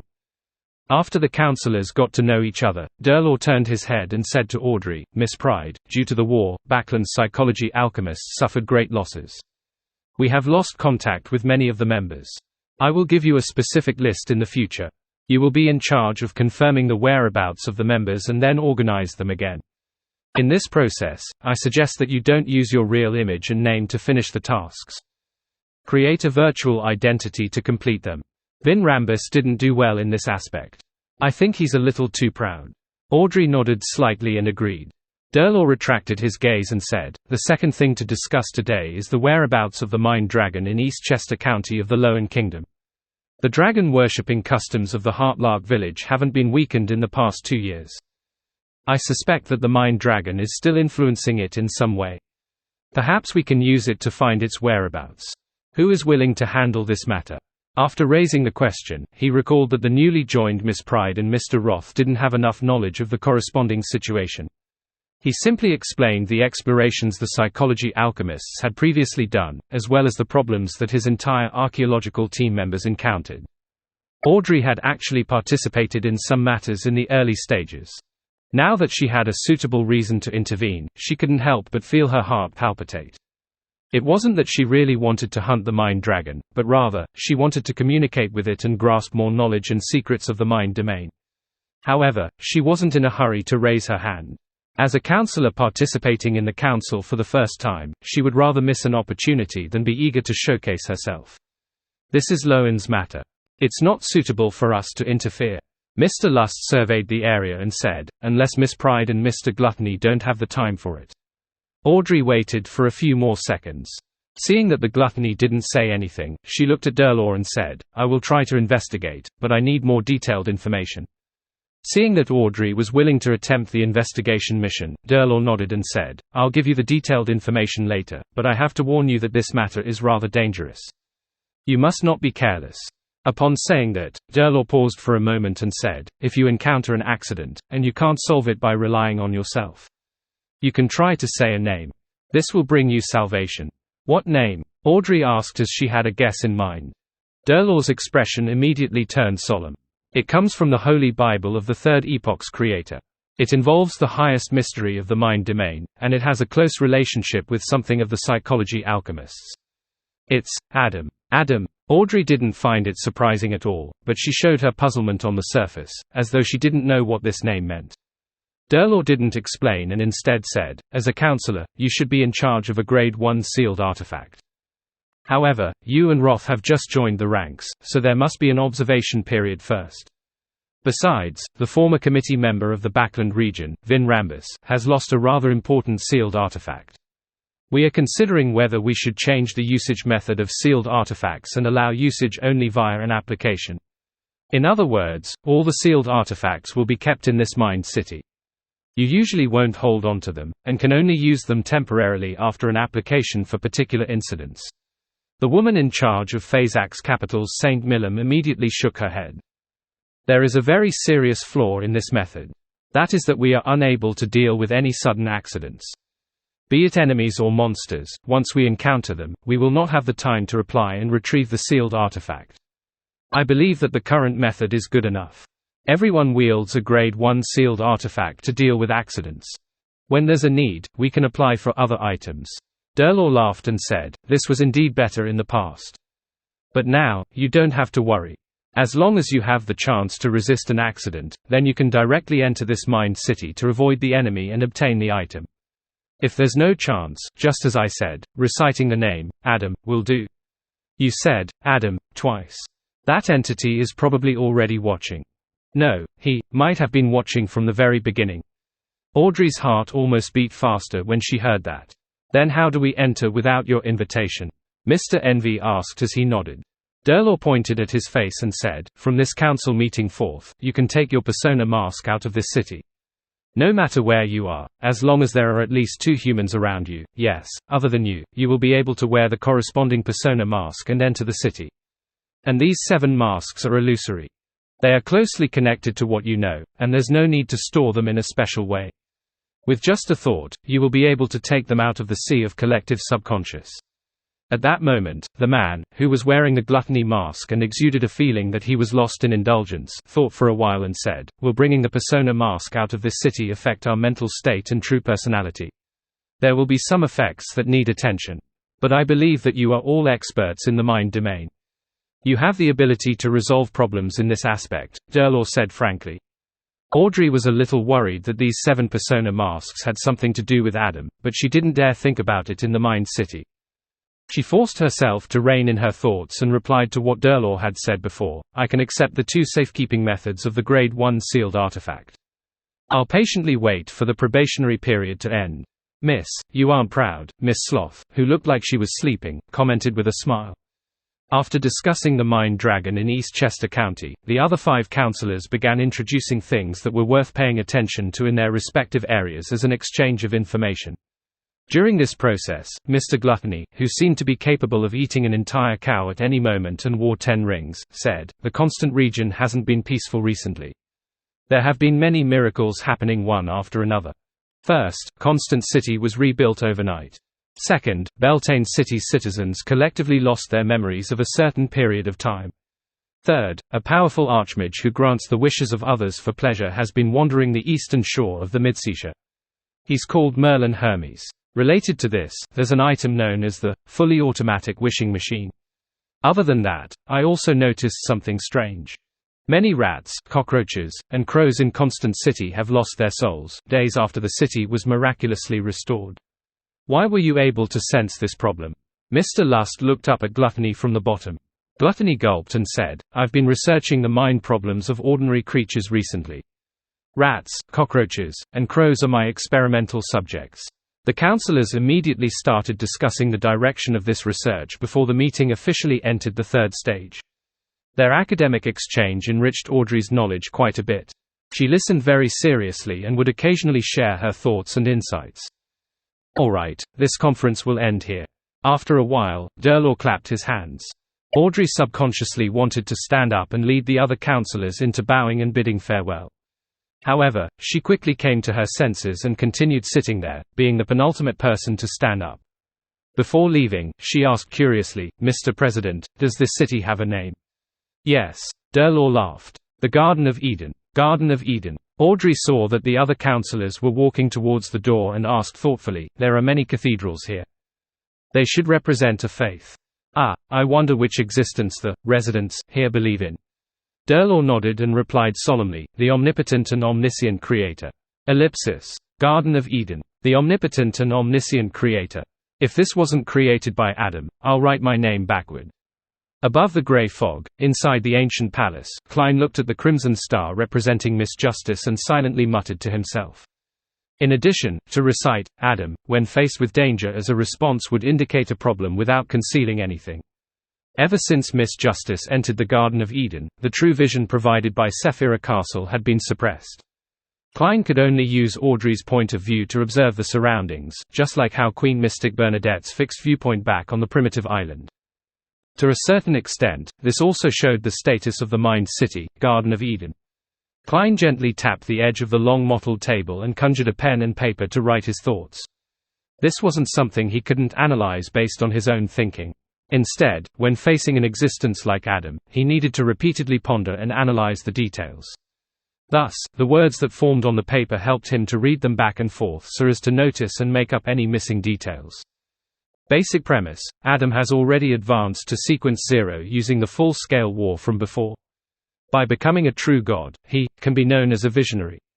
Miss Justice happened to become a sequence 4 manipulator after Vin Rambus's death. She may be able to convince others, but she can't convince Adam. What does Adam want? Setting up a sequence 4 doesn't match his identity as a visionary unless he has another ploy up his sleeves. His real target is the Mind Dragon, or is it me who's backing Miss Justice? Care and vigilance must be enhanced on this matter. We must not be careless. In the Garden of Eden, the cathedral that the Psychology Alchemists' counselors were using is similar to Adam's corpse cathedral. However, it's only a little similar. The stone columns on its exterior are inlaid with several skulls. There is no corresponding layout inside, and the color is dark black and very gloomy. What does this mean? What does that grayish-white dragon coiling around the huge cross symbolize? The first step in resurrecting the Creator has been successful. Adam is already a visionary. If his father or the original Creator returns, he would be the first one to be unlucky. He is willing to sacrifice himself. This is the meaning of being zealous. That rabbit is suspected to be Hermes. However, as an angel of the spectator pathway, it doesn't make sense for him to not be able to remove Miss Messenger's transformation curse after so long, especially since he has a visionary who can provide help. Did Hermes do it on purpose? Yes, the president of the Psychology Alchemists, Durlaw, mentioned that to the spectator, death only represented the end of one's identity. He can still participate in other theatrical plays in other aspects as another identity. By combining them together, does this mean that once the spectator pathway reaches sequence 3 or sequence 2, they can separate the identities they once held and make them become living people? And even if these identities were to die, it wouldn't lead to the deaths of their real bodies. It does look like the preamble to becoming a visionary. The rabbit that Hermes turned into after being cursed was separated as an identity which later directly participated in the Psychology Alchemists. What does he want to do? Back then, when the Twilight Hermit Order communicated, he was sitting beside the Emperor. After Klein was done writing, he put down his fountain pen and carefully read the contents a few times, his heart clouded with mystery and puzzlement. In the end, he could only decide to continue observing and be vigilant. And at this moment, Audrey had already taken the carriage she used, exited the Garden of Eden, and returned to the park in Empress Borough with the man-made lake. She wasn't in a rush to pray to Mr. Fool, hoping that there would be a better way to seal the Pride Mask. She returned to her luxurious villa as though nothing had happened. Susie was sitting by the door, waiting for Audrey to return. At that moment, the golden retriever immediately went up to her as soon as she saw her approach. She even gave a rather talented showcase of her acting by barking and wagging her tail. She didn't ask on the spot. Instead, she kept accompanying Audrey back to her bedroom before asking in concern, "Is it over?" Audrey tersely acknowledged, indicating that there was no problem. "Is there anything I can help you with?" Susie pressed. "Not yet." Audrey shook her head slightly. Due to Susie's concern, she instinctively recalled her previous experience, but to her surprise, she realized that she couldn't recall the image and name of the Psychology Alchemist's president. To recall even the information that she had learned from the World Gehrman Sparrow, she had to focus quite a bit. To be frank, in front of Beyonders below the demigod level, she could do similar feats as a manipulator. However, to influence a scent in the mind domain and make it impossible for them to sense it was almost impossible unless the other party was hypnotized, unconscious, or enslaved. That gentleman's level is probably higher than I expected. Audrey controlled her emotions and calmly made a certain judgment. She gave Susie a look and got the golden retriever to stand guard outside the door. In her mind, she outlined the character mask that represented pride. Just as she was thinking about this, she felt a slight fluctuation in the sea of collective subconscious around her. With just a thought, Audrey reached out her left hand and grabbed it. She took out an abnormally cold, illusory grayish-white mask. As long as I seriously think about it, will this pride mask come to my side? Or should I say that it has already existed in my subconscious and has been following me? As Audrey carefully examined her mind island, she signaled with a thought that made the pride mask vanish. The ice-cold, illusory grayish-white mask quickly turned transparent and melted into the surrounding sea of collective subconscious. Audrey still couldn't determine where this pride mask had gone. Why did it appear in such a timely manner each time? This made her increasingly wary. She decided to pray to Mr. Fool and make the wish of sealing the mask. Just as she was thinking of doing a few more experiments to obtain more knowledge from pride, she saw the sea of collective subconscious begin to resonate without using her manipulator beyond her powers. A beam of light came from afar as it grew larger and more obvious. Finally, it turned into an illusory letter.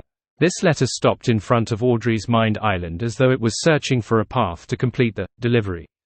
Audrey naturally wouldn't let any foreign object enter her mind world. She hurriedly reached out her left hand and touched the illusory letter. Seeing that her fingers were about to touch the surface of the letter, Audrey suddenly stopped. Her experience and intelligence told her at the same time, don't touch anything in the mysticism world rashly. This was especially so for the mind domain. Otherwise, it would easily lead to corruption and produce mental problems. With this in mind, Audrey produced a virtual persona and put on the black long-veiled glove, Hand of Horror.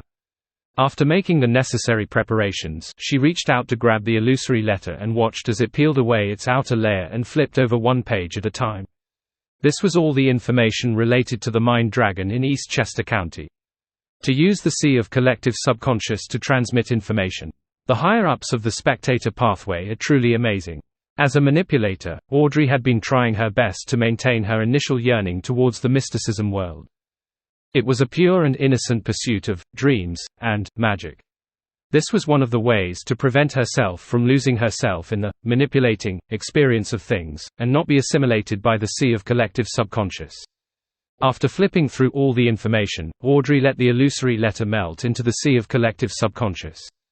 She was still in no hurry to pray to Mr. Fool. According to her previous arrangements, she went out to be busy over other things. At dusk, before the banquet at home began, she found some time to quickly make a prayer in her bedroom and make a wish.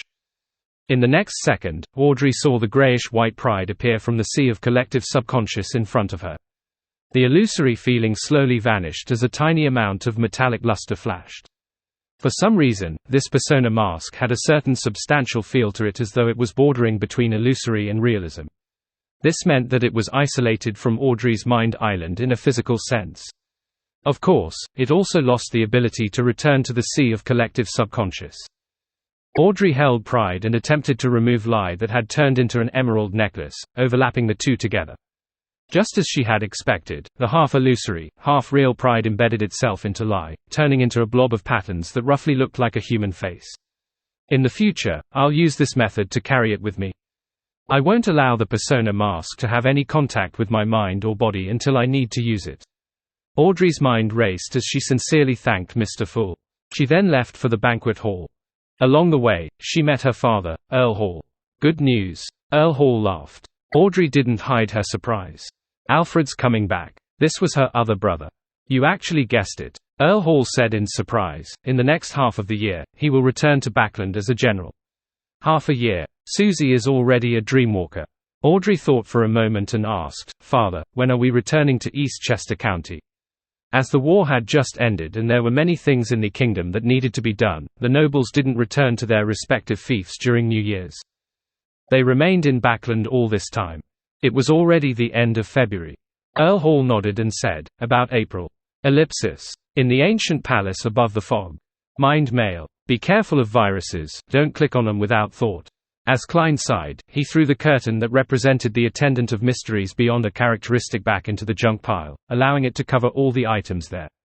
He had just fulfilled Miss Justice's wish using the grafting ability he named. He connected the illusory concept of the persona mask to an ordinary metal mask, and he gave the Worms of Spirit, who were on duty at Sephira Castle, an order to recharge the powers from time to time to prolong the grafting effect. From the description of Mr. Gluttony from the Psychology Alchemists, Zaratul seems to have found Constant City. "I have to be even more careful." Klein tapped the edge of the long mottled table with his finger, causing Worms of Spirit to appear from his body. His figure vanished from Sephira Castle. Winter County, Amantha Mountain Range, Cathedral of Serenity. Leonard obtained a document from the Pope. This was the first thing he was responsible for after becoming a high-ranking deacon. After returning to his room, Leonard leisurely leaned back and placed his feet on the desk. Then, he opened the document in his hand and began reading. "A wandering magician, Merlin Hermes, grants the wishes of others for pleasure. The newly rebuilt Constant City. Fully automatic wishing machine. Sequence 4 of the Seer Pathway is Bizarro Sorcerer, Sequence 3 is Scholar of Yore, and Sequence 2 is Miracle Invoker." Leonard read until he suddenly fell silent. After a few seconds, he suppressed his voice and asked, "Old man, how many angels of the Seer Pathway are active across the land?" Halle Zoroast scoffed. "This is acting. There should only be one miracle invoker who still needs to act. You should know who I'm talking about." Leonard looked at the information in his hand again and mumbled, "He's having quite a good time." He had already decided that the main purpose of this mission was to act as a nightwatcher and digest his potion. He could also travel in passing. As for handling the matter, what mattered was to find a reasonable explanation. After flipping through the thick documents in boredom, Leonard retracted his feet and stood up. He was going to retrieve a Grade 1 sealed artifact that a high-ranking deacon like him could own. To other saints of the Church of Evernite, this was quite a headache. This was because the negative effects of sealed artifacts weren't easily endured. It was even more so when one needed to carry them for a long period of time. However, if one chose a holy artifact that was more compatible with him, there would be a problem of powers overlapping. As for Leonard, he didn't need to worry about this problem. As long as the sealed artifact he was interested in had a living characteristic, he could get Old Man's help. By parasitizing it with a worm of time, it significantly reduced the negative effects of the sealed artifact, making it as obedient as the word of the sea. Therefore, the main thing to choose is its powers. Leonard whistled and walked out of the room. Monday afternoon, in the ancient palace above the grey fog. Dark red beams shot out, materializing into different figures. Derek hadn't needed to count his heartbeat for a long time. All he needed to do was take a look at the wall clock and calculate the time difference with Backland to know how much longer before the tarot gathering happened. At that moment, he stood up with Miss Justice and the other members of the Tarot Club. He bowed to the end of the long bronze table and said, "Good afternoon, Mr. Fool." After taking their seats and paying their respects, Emlyn glanced left and right and said, "I want to know if there's something special about the planter and the moon pathways compared to the other pathways." After raising the question, he didn't hide it and instead added frankly, "I recently learned that the internal system of the Church of Earth is different from other normal systems. It's split into two categories, favored and blessed." After Emlyn finished his simple description, Alger, Catlia, Leonard, and company looked at each other, unable to provide a reasonable explanation. Of course, every member present, including Derek, could tell that the internal system of the Church of Earth was abnormal. At this moment, they heard a soft sigh. This sigh seemed to come from an era more ancient than ancient. It came from Mr. Fool, who sat at the end of the long mottled table.